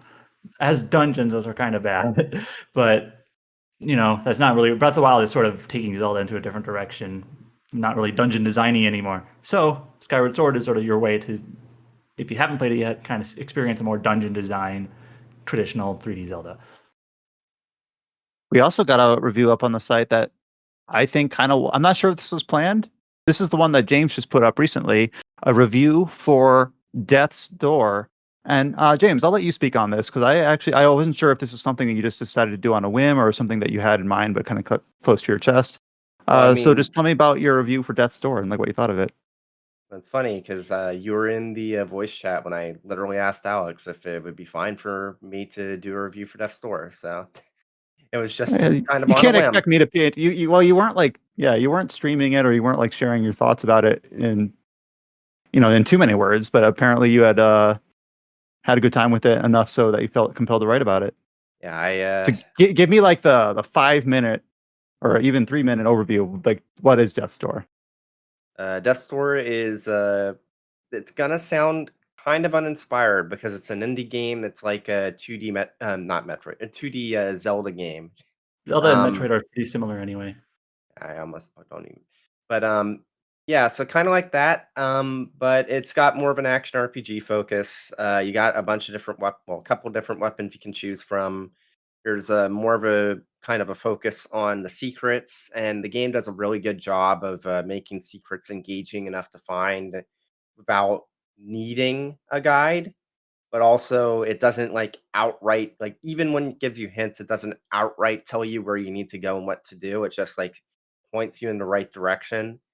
The level design's very good, and especially for like the dungeon type areas. So they're not really dungeons; they're more like kind of like almost like set pieces. But the combat's good. The visuals are really, really nice, and the soundtrack is probably my favorite soundtrack of the year so far. So it's definitely a game where it's better than the sum of its parts. Maybe it's not as tightly interwoven as something like Fuga, but it's still a very good game. And it's yet another game that came out in July that just, God, July was just the month from hell with how many different, like, really good games came out. And we don't want any of them to fall under the radar. So here's one attempt for another game that we're trying to prop up a bit that you scored really highly, just as highly as Colin rated Neo, the one of those with you. So 9 out of 10. You wrote up a really nice review for it. A game that I probably wouldn't have even like known to look at if you hadn't taken the chance on a whim to cover it. So in that way, thank you for doing that. And we do have that review up on the site. So go ahead and give it a read. And finally, we talked about this at length on the last podcast. We've talked about the release of the first 3 of the Final Fantasy Pixel remasters. Adam had a chance to play through a lot of those. We talked about James's experience with the original versions of those games that he played through in the last couple months. Up on the site, it's been a collaborative effort between Adam and a few other contributors to put up a bunch of Scott. I want to make sure I call him out. Put up a bunch of guides for those first 3 Pixel remasters. Adam has done basically kind of checklist walkthroughs for Final Fantasies 2 and 3. Basically, just if you want to make sure you're on the right path and you're not missing anything, and or you just need like a very gentle like hold in terms of where to go and what to do. We've got very bare bones kind of skeleton walkthrough for you to follow up on the site, as well as a few other things. So making sure to cover those pretty thoroughly, because kind of like the namesake of RPG site originally spun out of a site that used to cover those first 10 Final Fantasy games. So some of that stuff is actually legacy material from the old unofficial Final Fantasy site. So kind of a cool little bit of history trivia there. And yes, we do plan on kind of following that through once Pixel Remasters 4 through 6 end up releasing. It is funny that the biggest issue pre-release with all of these Pixel remasters that the font size before they came out, like now there's just like a plethora of like different fonts you can use with a PC version of these releases, and people have gotten very creative with it. It's been very fun to see like the progression of like not even just for the English language. Like some people have done like different fonts for the other localizations as well for these Pixel remasters. It's very, very cool. Yeah, it's because one of the biggest terms in search guides was Scott finding out how to replace the English font with the Japanese font of the English characters. But now people are like, I'm pulling in the Mystic Quest font, or I'm pulling in font from other Final Fantasy game or another RPG. And there's like, I think there was like a Discord channel basically dedicated to having dozens of different options to choose from. And apparently it's simple enough to be like drag and drop.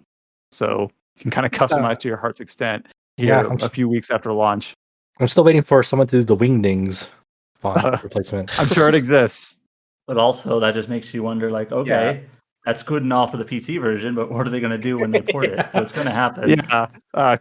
People who have been like holding their breath to play this on Switch or another system, what are they going to do? Hope maybe they're going to pick up a Steam Deck. Just an update there you go. For Josh. I do remember actually seeing somebody use Wingdings. Yes. All right. We reached the promised land then.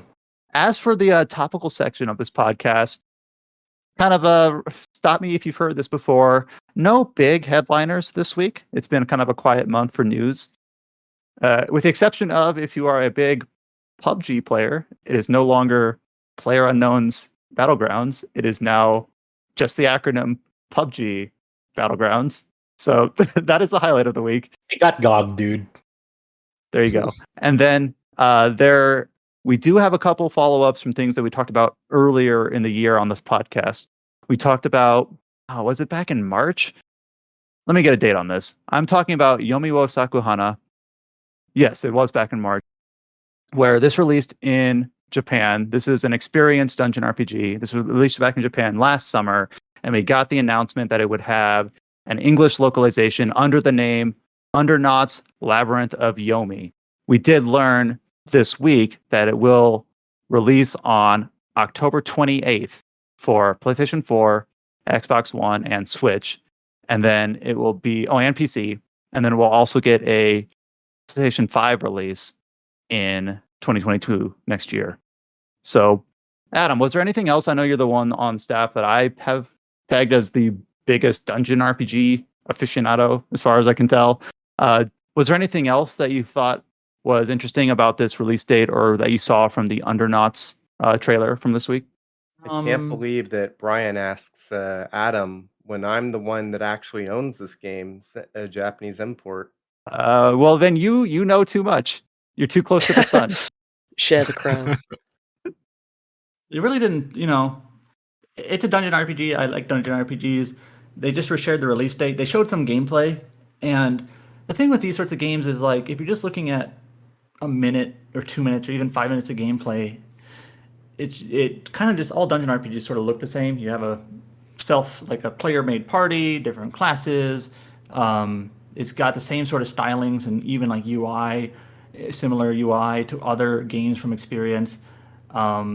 So like I know they streamed like further gameplay for it, but I wasn't really I watched it. It was actually a pretty lengthy deep dive into Undernauts, and I think the thing that really stuck out to me is like the appearances of like the different classes that you can have are very, very unique. Like you can have like an appearance like an idol sorcerer, which kind of like has an idol outfit with like a big wizard hat, and a manga artist cleric that has like kind of dressed up like in sweats and like a big like candle halberd almost. Like the thing that really stuck out to me is like, oh, this is like this art style that it has like is really, really neat, and they're making a cool use of like appearances that really stick out to you. And like experience RPGs are what they are. So like the sound effects are borrowed from previous experience releases like Stranger of Sword City, like the hit effects in battle. That's very distinct and whatnot. I think the really cool thing about what they showed off in that Axis stream was as they were navigating through the dungeon, you run into these camps where you can kind of rest there for a bit. And during like this gameplay session, they run into one of these camps, and you meet like an NPC, and you're like, okay, I need to help out this NPC because bad things happen at this camp. But the way back to the previous camp, because you're at camp 2 and you want to get back to camp 1 with this character, it's like, oh, do I have to like run back all the way there? I forget if this was like in a previous experience RPG, so you can always correct me on that. But you can actually set like an auto path back to that camp, and it'll take like the shortest route back to that camp and immediately move you automatically very quickly back to that camp, which is like kind of streamlines it a bit more. And just small quality of life features like that. But it looks to be like a pretty engaging experience RPG. I'm looking forward to it after seeing that I think they spent like at least 20, 30 minutes on Undernauts alone, and I was like, oh, this really catches my eye. Like, I want to play it. Hopefully, the unfortunate part about this whole thing is it releases on October 28th, and you know what else it releases October 28th? Super Robot Wars 30. Oh. Yeah, Super Robot Wars 30 comes out the same day this game comes out. It's like, and that's not already like what 2 weeks before Shin Megami Tensei V. So it's just like, well, priorities have to be made somewhere. So experiences dungeon RPGs, they're a little bit hit and miss for me. I really like Stranger of Sword City. I have, I think, slightly higher expectations for this one simply because it was in development for so long, and maybe it should be opposite. Maybe I should be worried, but like this was like originally announced 5 or 6 years ago, and it finally released in Japan last year, and now it's coming out here. And I know dungeon RPGs are they're a very niche, one of the most niche like sub RPG genres, but they do a pretty good job. So it's got a cool art style.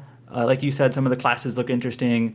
Dungeon RPGs in general, I like, I like basically the concept of having to build your own party, put together, coordinate a team, like all the equipment, all the classing, all the coordination. It's very customizable. I kind of really value those sorts of things. So I'm interested. Sounds like you would like NieR Reincarnation.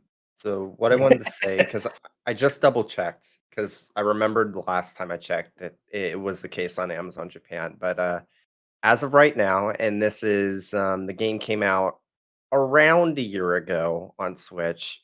The Switch version on Amazon has 121 ratings and has an average of 4.5 out of 5 stars. Which pretty good. Amazon, the arbiter of quality. Oh no! Unironically, Amazon Japan ratings are brutal as hell. So if this game has that high of a rating, like it is so funny to see like the quality of like Amazon ratings and like when you like in the US I versus trust like Amazon. Japan. I actually trust the Japan one. Like totally, man. They said that one of the games I dislike, and I was totally agree with everything that they said over there. Yeah, and the games that we gave a 10 out of 10 on actually has like a 4.8 rating in Amazon Japan usually. So look, I trust Amazon reviews in Japan more than I trust Famitsu reviews. So I thought you were going to say like I trust Amazon more than I trust myself. But no, I would never trust Famitsu review. It's like 4 guys that gives like a paragraph. It's like, how can you determine a game's quality with one paragraph from each writer? I love the Famitsu review format because it's literally just like 5 sentences or 4 to 5 sentences from each person, and like they all read this like the game's graphics are good, the gameplay was fun, the characters are cool, music was alright, the camera was like it could be hit or miss. I'll give it like a 7, I guess. I love it. Like, how do I even know the game's good from that sentence alone, man? Dude, trust me. That's the Famitsu slogan for reviews. Dude, trust me. But anyways, I should get around to playing my import. Like probably like maybe sometime this month. I'll finally sit down. So you called me out for not mentioning you owning the import, but you haven't even played it? Yeah, well, in my defense, I imported it because this was before the localization announcement. I wasn't even sure if it was going to be localized. And then this was right after I'd finished Labyrinth of Galleria, which was a 120 plus hour game. It was very depressing. And I knew I would want to get around to playing Labyrinth of Yomi eventually, but I didn't want to play it immediately. And then eventually the localization was announced. And now you're under the gun. Now you have until October 28th if you want to make good on your import. They have Undernauts, Labyrinth of Yomi, Dungeon RPG releasing in late October, based on Amazon Japan. It's a great game. So, hell yeah. That. We also have another not quite announcement for an RPG coming to Switch. This is an ESRB rating for .hack GU last Recode. I hope I stylized that properly. This is the remaster that released back in 2017 for PC and PS4. Has a rating from the ESRB coming to Nintendo Switch. Now, I know when Adam covers these things, I believe his rule of thumb is that trademark renewals and things like that aren't worth covering because you never know the publisher's intent behind those.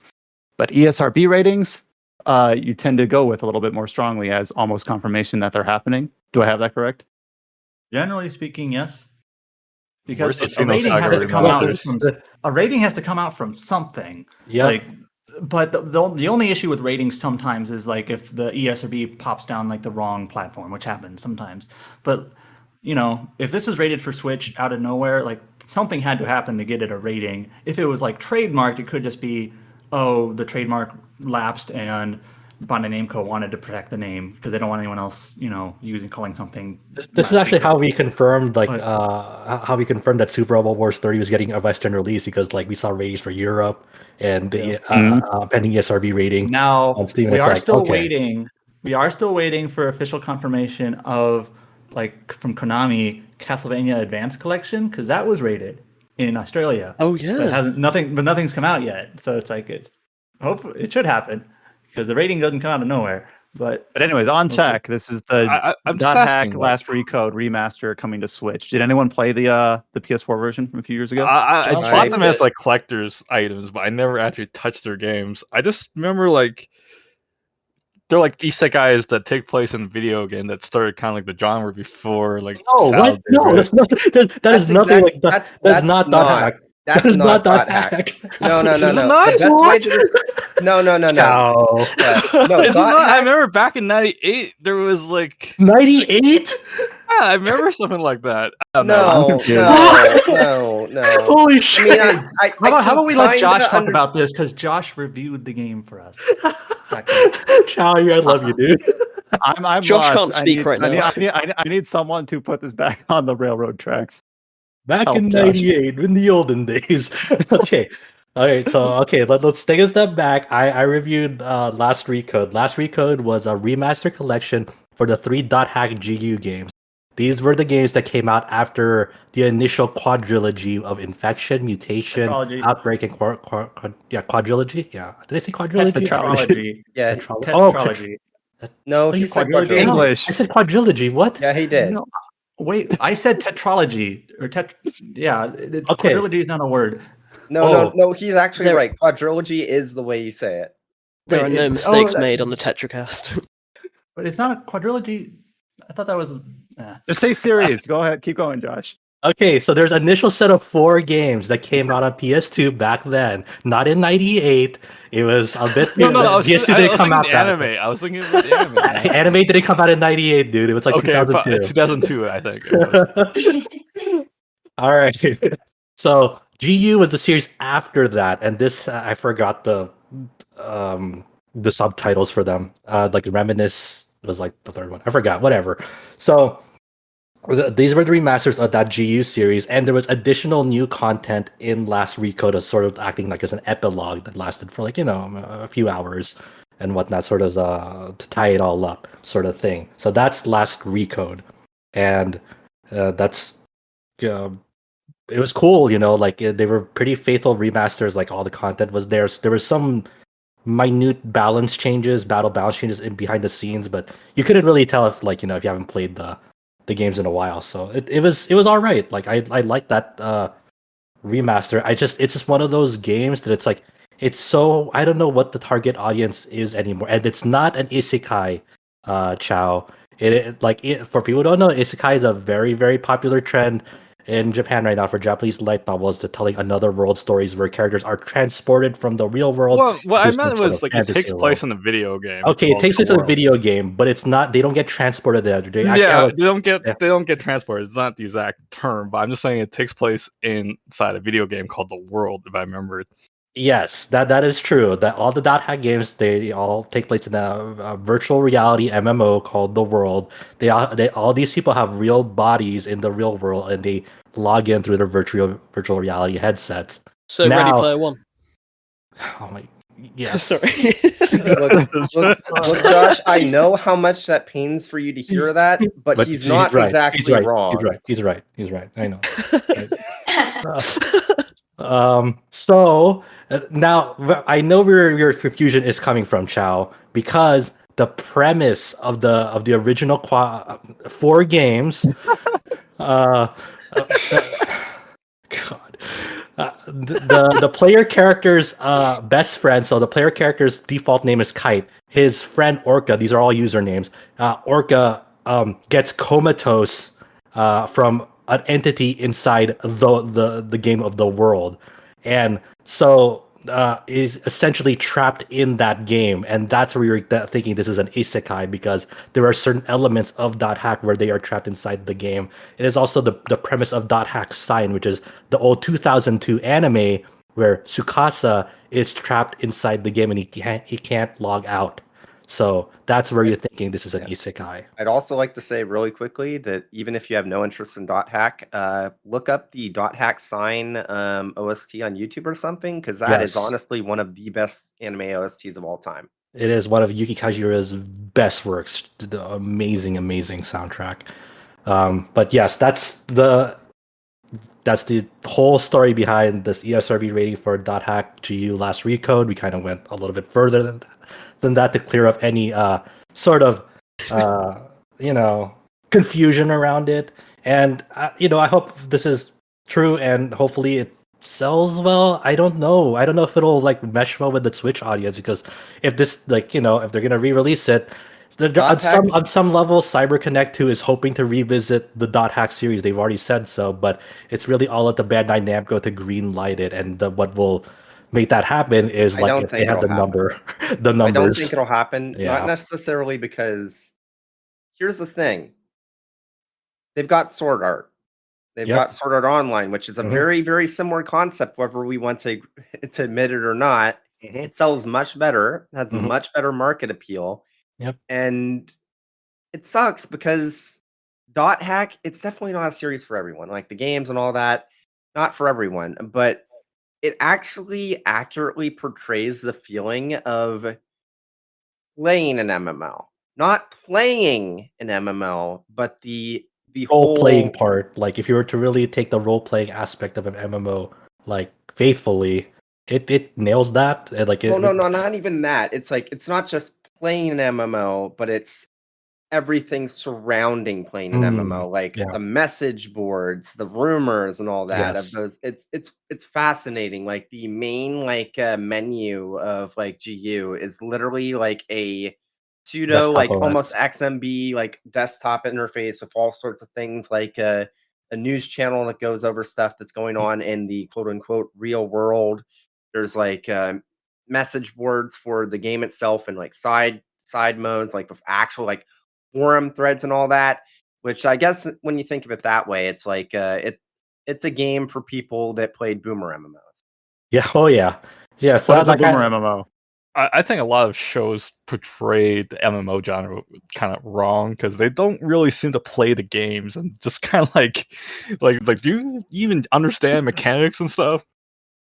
Dot Hack GU definitely understands how people at least used to play MMOs. Maybe not how they play them now, but how they used to, for sure. Yeah, even the original Dot Hack games before GU, definitely, like how we were talking about the period pieces with the Neo, The World Ends With You, and the original game.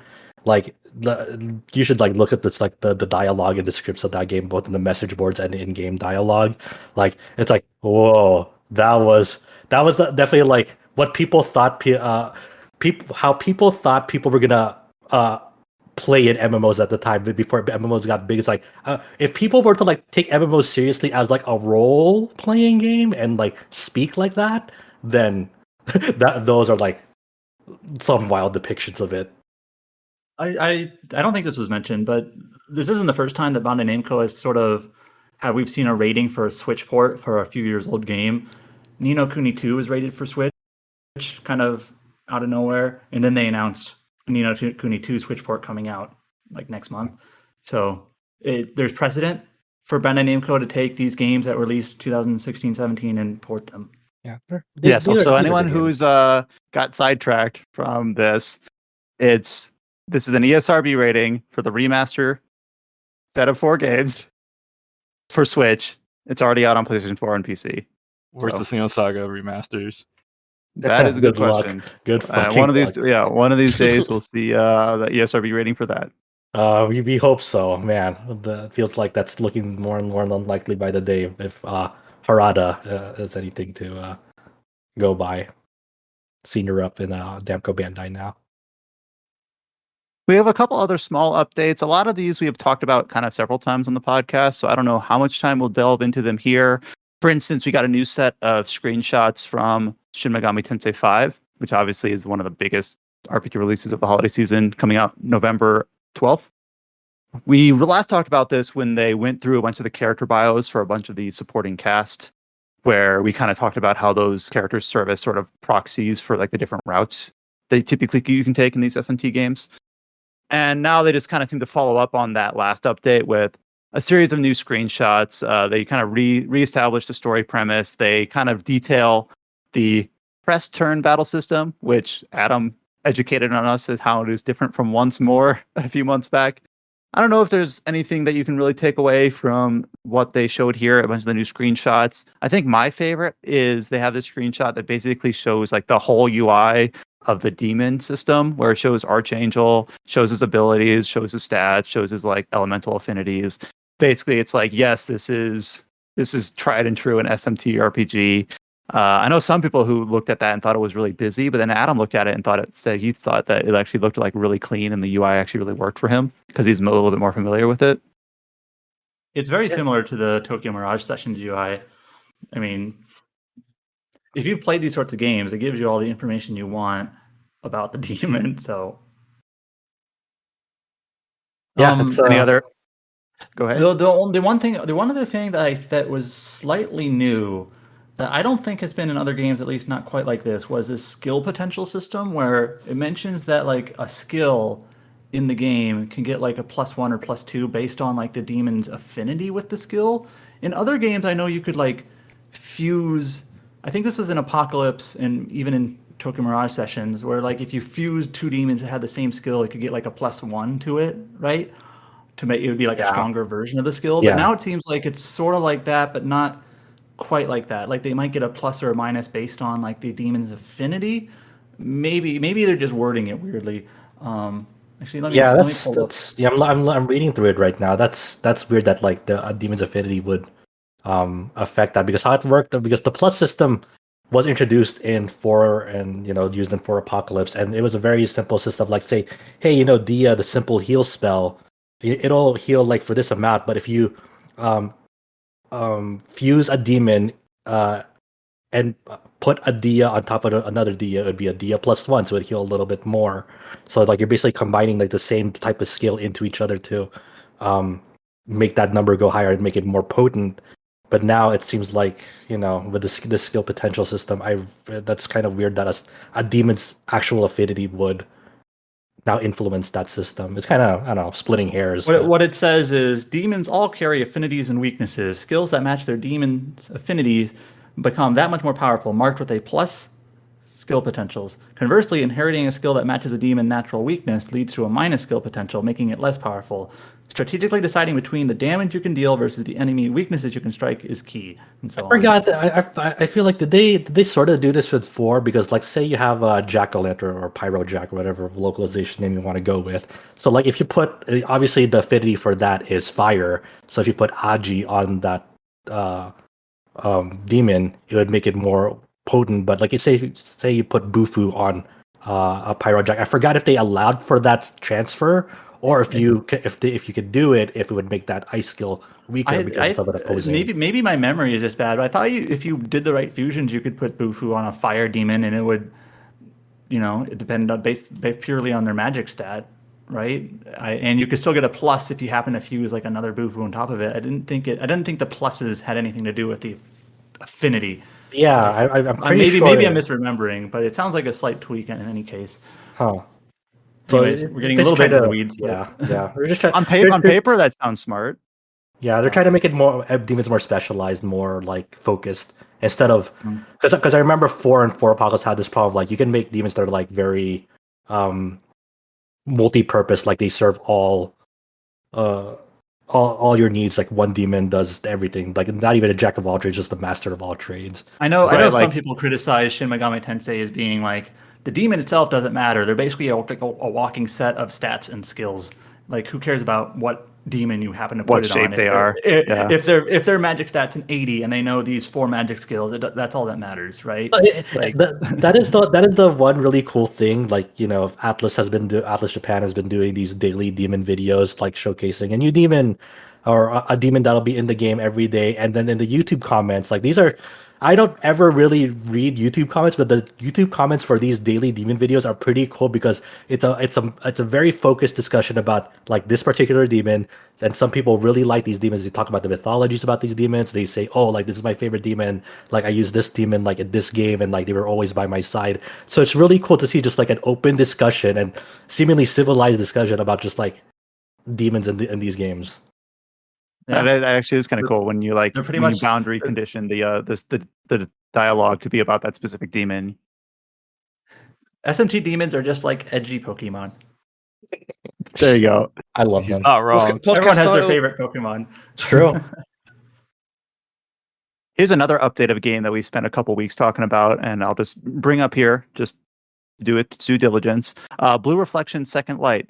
We talked about how they introduced a new character, previously Shiho, and they're doing that again with another new character, which is Hiori, which is a this is another part of they're releasing this game as part of like a media set along with the mobile game and the anime, and this is the main character of the anime will also have a presence in Blue Reflection Second Light, the console game. This is a weird thing because I'm very familiar with this Hiori character now because I've been following the anime. I think I've probably said that every time we touch upon these Blue Reflection updates and whatnot. So like I think Hiori's a cool character, but I think like there's some other characters in that anime that I like better. But like this sequel to the first game of Blue Reflection, it's like has become this weird Frankenstein's monster of like, oh, we'll have the protagonist of the first game come on over. We'll have this protagonist of the up to be released gacha game or mobile game here, and now the protagonist of the currently running anime in this game. And the common running theme behind all these protagonists is that they have amnesia, they've lost their memories. So like this sequel is going to be weird because I don't know if it's going to rely on like knowledge from like everything Blue Reflection now, because why are all these characters here? And it's just, Is Shiho the character from the mobile game? I think Shiho is the mobile game, and then Yeah. I forgot the first game's character. The First protag- game is Hinako. Hinako, yeah. So it's kind of a weird thing that this has become like sort of like it was- a Blue Reflection collaboration sequel. It's also kind of With weird. Like when they itself. first announced this, they announced it like the anime was sort of announced first, but they kind of announced the game project as like a 3-part, like compilation or whatever. It's got the anime, it's got the mobile game, and it's got the console game.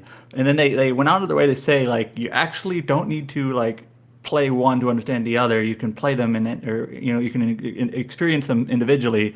But now it's like, but actually in the game, it's got the first protagonist, the new protagonist, the anime protagonist, and the gacha protagonist all in one game. So it's kind of like, okay, Yeah. It's like, of course you won't need to know anything else. It's like, all right. I still need to play Blue Reflection because I am actually interested in this new one because Rise of 2 is so good. And it seems like this one's been in the oven for a decent amount of time as far as Gust is concerned. So it might be good. The first game is really unpolished, but it's got potential. And I said it many times, but I'm looking forward to the sequel, actually. Another Am one I of those still the only October person on releases. this podcast Or that's sorry, played Rise November of for 2? us. What's that? Yes. Rise of 2 is actually unironically really good. One of my favorite games this year.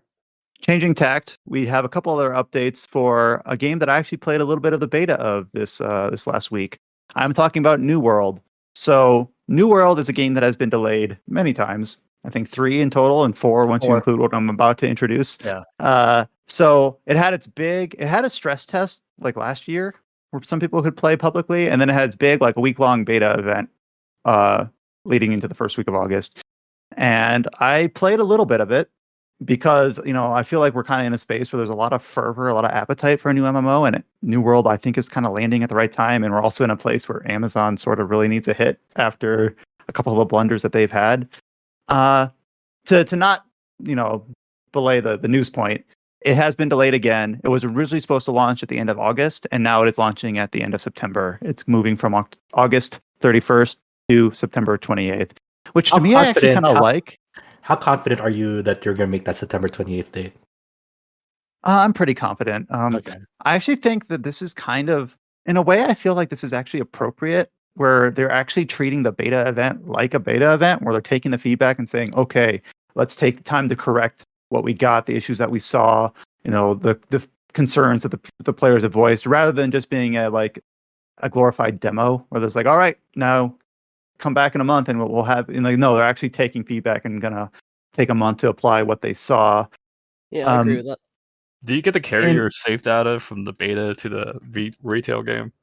No, which I think is, again, kind of a smart idea, where it's not just like early access. It's not just Head Start or whatever other MMOs or whatever Sega's calling it nowadays, where they always give you access to their pre-orders 3 or 4 days early. My impression of the beta, I don't want to get too in the weeds just because maybe we'll have a better platform to talk about it once the game actually launches, is that there was some pre-release criticism about how New World was originally kind of marketed as this PvP survival-esque, sandboxy MMO, kind of like a Harken Days of Your Boomer MMOs that we brought up earlier. And then they kind of changed tact and they brought on a few different people and they said, no, we're actually going to do the theme parky stuff. We're going to do PvE. We're going to do dungeons. We're going to make it so you don't have to engage in open world PvP if you don't want to. And a lot of people that were really looking for that, like Dark Age of Camelot or those old school MMOs that had that big PvP focus, felt a little bit spurned. We don't need another theme parky fantasy MMO. We've got enough. That appetite is being satiated, I guess. But after playing the beta, I still think there's enough. I never played any of those older PvP focused MMOs. But when I played the beta here, I still do feel like this game is a PvP MMO at its heart. So it has PvE storylines, it has quests. The game will kind of, breadcrumb you, like, you should go to this location and do this thing and talk to this person. And there are quests and there are storylines and things like that. But it's not delivered in a way that's all too exciting. It's all in very rote, very basic sort of MMO quest design, the type that you kind of criticize blankly and you think that most games have moved beyond, but this game hasn't. Very much go to this location and collect 5 MacGuffins or defeat 10 zombies or whatever, and then come back and get your reward. But one thing that the beta did do well is that any part of the map, which is segmented into like different towns and different forts, can be controlled by player-owned guilds.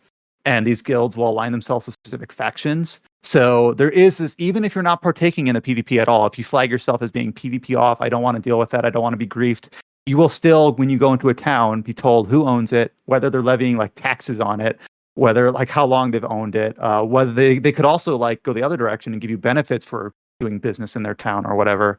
So you will still engage with this sort of like player economy, player kingdoms, even if you're not like deliberately taking part in that yourself. And this is the one thing I want to highlight, because I think is the most interesting thing, is that for completing quests and doing objectives in New World, you earn currency, you earn gold like you would in any RPG, right? But there are no traders, there are no merchants, there's nothing you can do that you can even like dump off like gear that you pick up that you don't want to sell. There's no place to sell that. You have to sell to other players on the trading post if you want. And if you have, let's say you have 1,000 gold and you want to spend it, the game is encouraging you to spend it on your guild. It's because there are no merchants. You don't need to hoard the gold for your own personal gear or whatever. You want to say, I want to help this guild upgrade this fort or this town because they could become benefit to me, or it could help, prevent against attack from a neighboring faction. So that's the sort of thing that I think this game could do well, which I think the only downside of that is that if you want to play this, like so many MMOs these days, try to say, oh no, don't worry, you can play it single player, you don't have to engage with other people if you don't want to. It will give you NPC allies if you ever need them. And this game is basically saying, if you want to have the full experience, you're going to have to make some friends. You're going to have to talk to other people in this multiplayer online game. So I feel like there's a space for it. I guess that's kind of my thesis here, is that it's doing something a bit different. It's doing something where it's like, yeah, we're gonna have a focus on PvP, even though we know that some people are going to be turned off for that. We're going to make it where you have to collaborate with other players, even though some people don't want to experience that. They just want single player experience, or a game that's conveniently to play single player. So if there's anything I'm excited about for New World, I'm excited for it occupying kind of that niche that right now I don't think has been served. So there. Yeah, I'm really interested to see. I'm just to see like how successful that game will be. It looks very like player driven economy, and that's like something that like not a lot of modern well, if MMOs were to release any more these days, This that's is not a lot something you don't see much. this is maybe a little bit more vain, but since a lot of like popular MMOs are several years old now, I was watching Brian play this, and it looks really good. Like, Yeah, Yeah, I've you heard know, that. obviously, I kind of had the same experience with New Genesis, where it's like, wow, this Yeah. game looks really nice. It's amazing what can happen when you play a game that wasn't originally developed in 2011 or 2012. 2012. My last anecdote, this is a short one, I promise, is that I did join a Discord server in the beta for like a player guild, and it's just crazy to see like people pinging like, we need defenders at Fort whatever, like bring your blah blah blah, like, Oh, or that's we cool. need to do people to do quests in this town because we noticed that this faction is encroaching. Like there's actually like Wow. kind of that live like living world sort of stuff where it's not just you get gear, you do dungeons, you grind up your progression tier, and it's a different experience. So I hope they And nail it, that's- and and I that's hope like I the- hope it find its community. Go ahead. Yeah, and that's like marrying like modern technologies like Discord now with that framework of what MMOs used to be back then. So now you actually just have like those easy to read things instead of like going through a TeamSpeak server or Skype, or whatnot, or an MIRC channel. And you can actually set up like raid times, and I don't mean like PvE raid boss raids, but like this is when we get people online to do our PvP, raids. Like that's what raid used to mean in some older games, is that's when you got your guild online to go fight the other guild. So I hope it finds its audience. We also have news about this is just a small little update from EA that the Mass Effect Legendary Edition, this is according to the conference call at the end of their Q1 2022 earnings for the fiscal year. It did sell above expectations. That's good. I just hope that this means that EA continuously finds a space for these single player RPGs, and we're kind of out of the mire of everything having to be an online service game. Obviously, we have the Mass Effect 4 tease. Hopefully that if the Legendary Edition did well for them, hopefully that means they give future Mass Effect projects the space, the funding, the budget that they deserve. So I wonder I'm really interested to see like what the framework of that new Dead Space or remake reboot is going to be like, because I think that'll serve as a good indicator of like how they'll now treat single player games. Yeah, it really does seem like if we're being optimistic, that they've kind of found that, thanks to Jedi Fallen Order, thanks to the Mass Effect Legendary Edition, that these games can be economically viable. It sounds silly to say like, of course it can be, but we were at that space where before it seemed like they might not have a future, at least not under the EA label.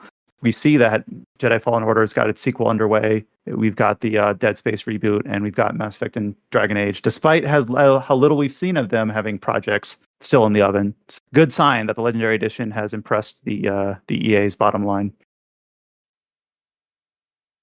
We originally talked about this game, was it early this year or late last year? It looks like it was late last year. Level 5's Megaton Musashi. And yes, level 5, they still exist. So they revealed this co-op giant robot action RPG late last year at Tokyo Game Show. And that was the last we heard of it.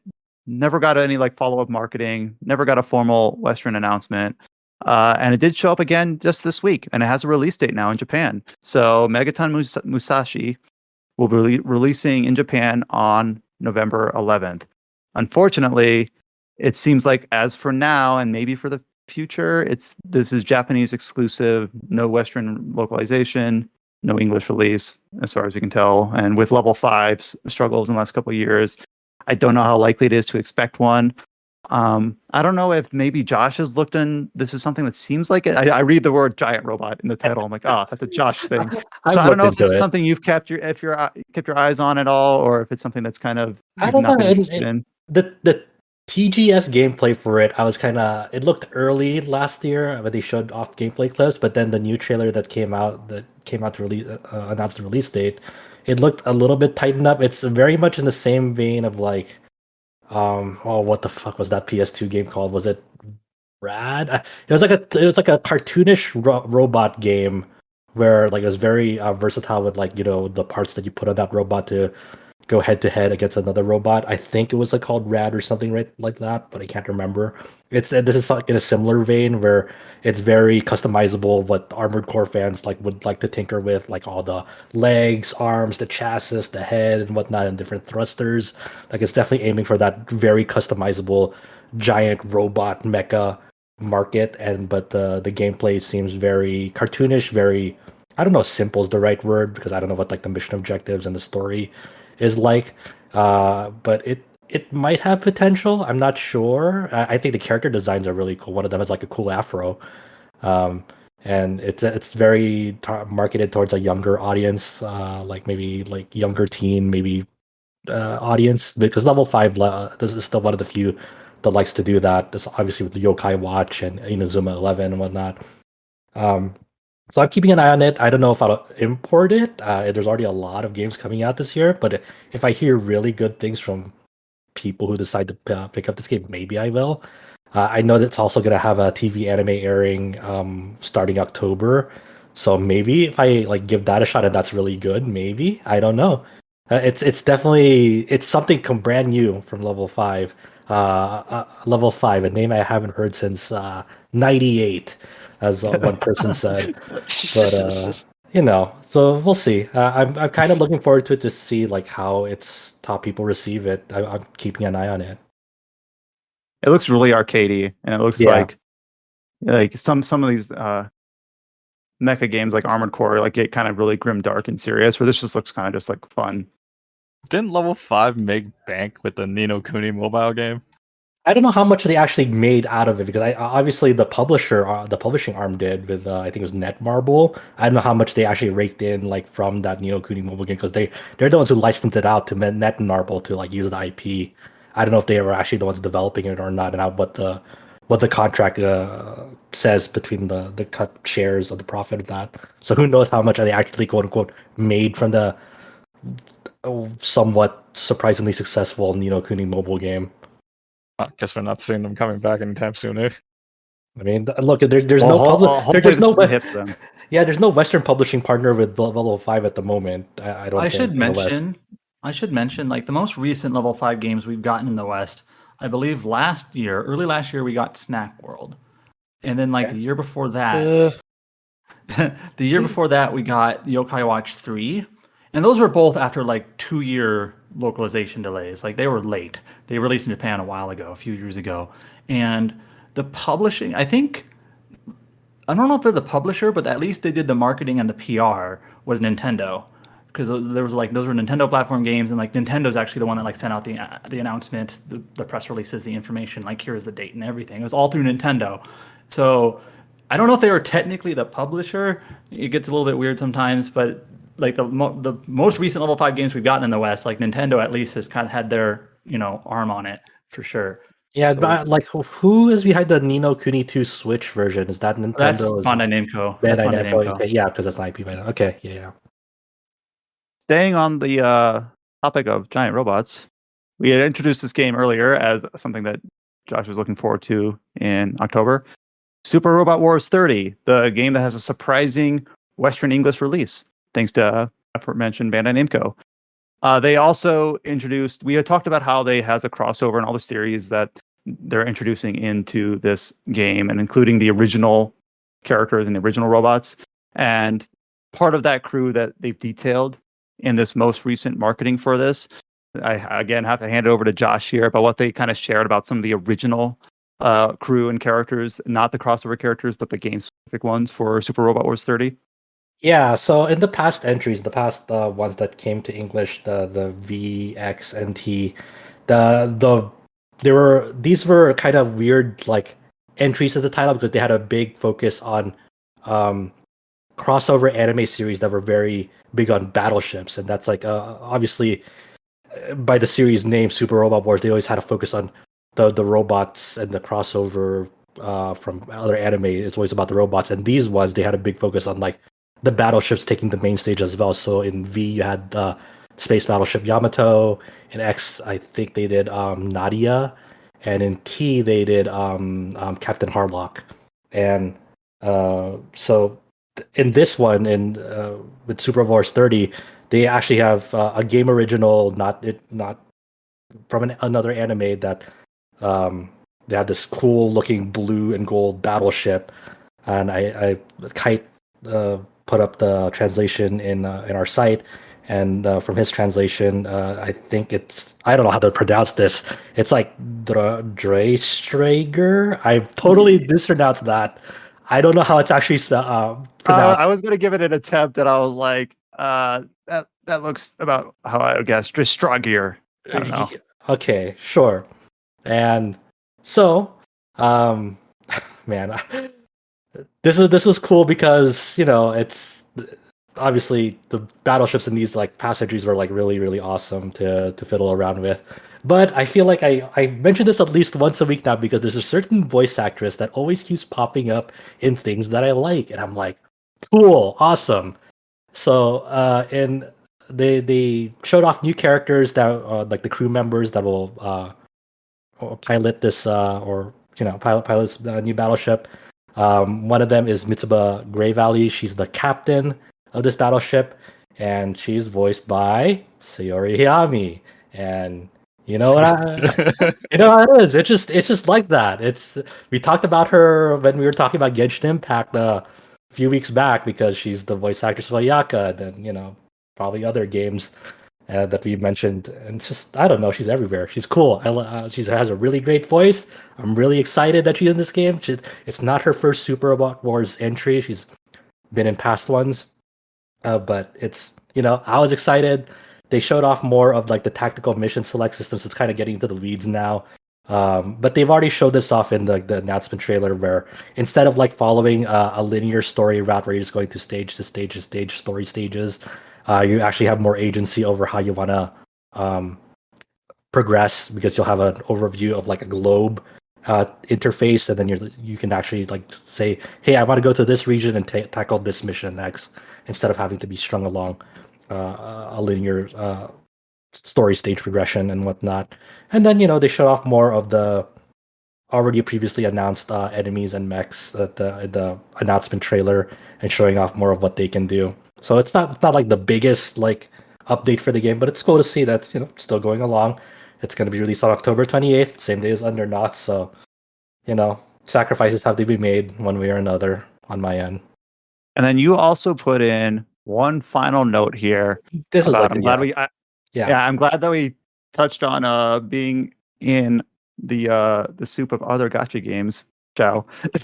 But you mentioned something here about Fate Grand Order, which is, I guess, experiencing its 6th anniversary. Give me the context of what happened in Famitsu Wasn't there some regarding kind of Fate flag Grand Order today from Famitsu? Yeah, so we're gonna get into that. So this is the 6th anniversary of Fate Grand Order this year in Japan. I think like it'd be the 4th year for the English global version and whatnot. And in every time it has like this big anniversary, because it's such a big mobile game still in Japan.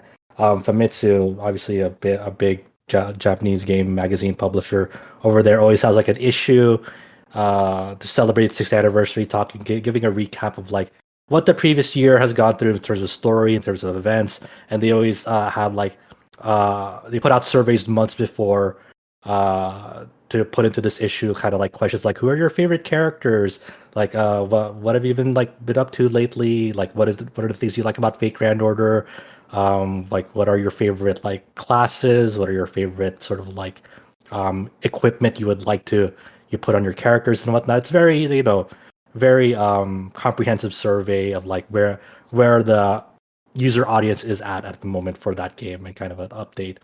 So it was really interesting. There's this whole big debacle just this morning because the Famitsu came out. That Famitsu issue came out like about 3 days ago, and then it took a while for people to really dig into like what were the survey questions, because there's a lot of content in it to sift through. And one of the questions was very bold by Famitsu in the way they editorialized it, because they asked about what features do people want in Fate Grand Order, like what are the top features they want. And then the way they phrased it in the article was that, like, there was 9,000 user responses to this survey question, and then Famitsu phrased it as people want this. They have this greedy expectation to have a pity role for a 5-star character, like how we were talking about before with NieR Reincarnation, where you only have to roll 200 times or with 2010 rolls to get a pity, so you can like choose the character that you want out of a certain banner. And it's kind of a weird like characterization of like of passionate fans. Like they just want, you know, to roll their favorite character, whether for gameplay or story purposes. And like, you know, 5-star characters are cool because they're very powerful. They have unique animations, like they have unique stories, and like they're just like, you know, characters that you like.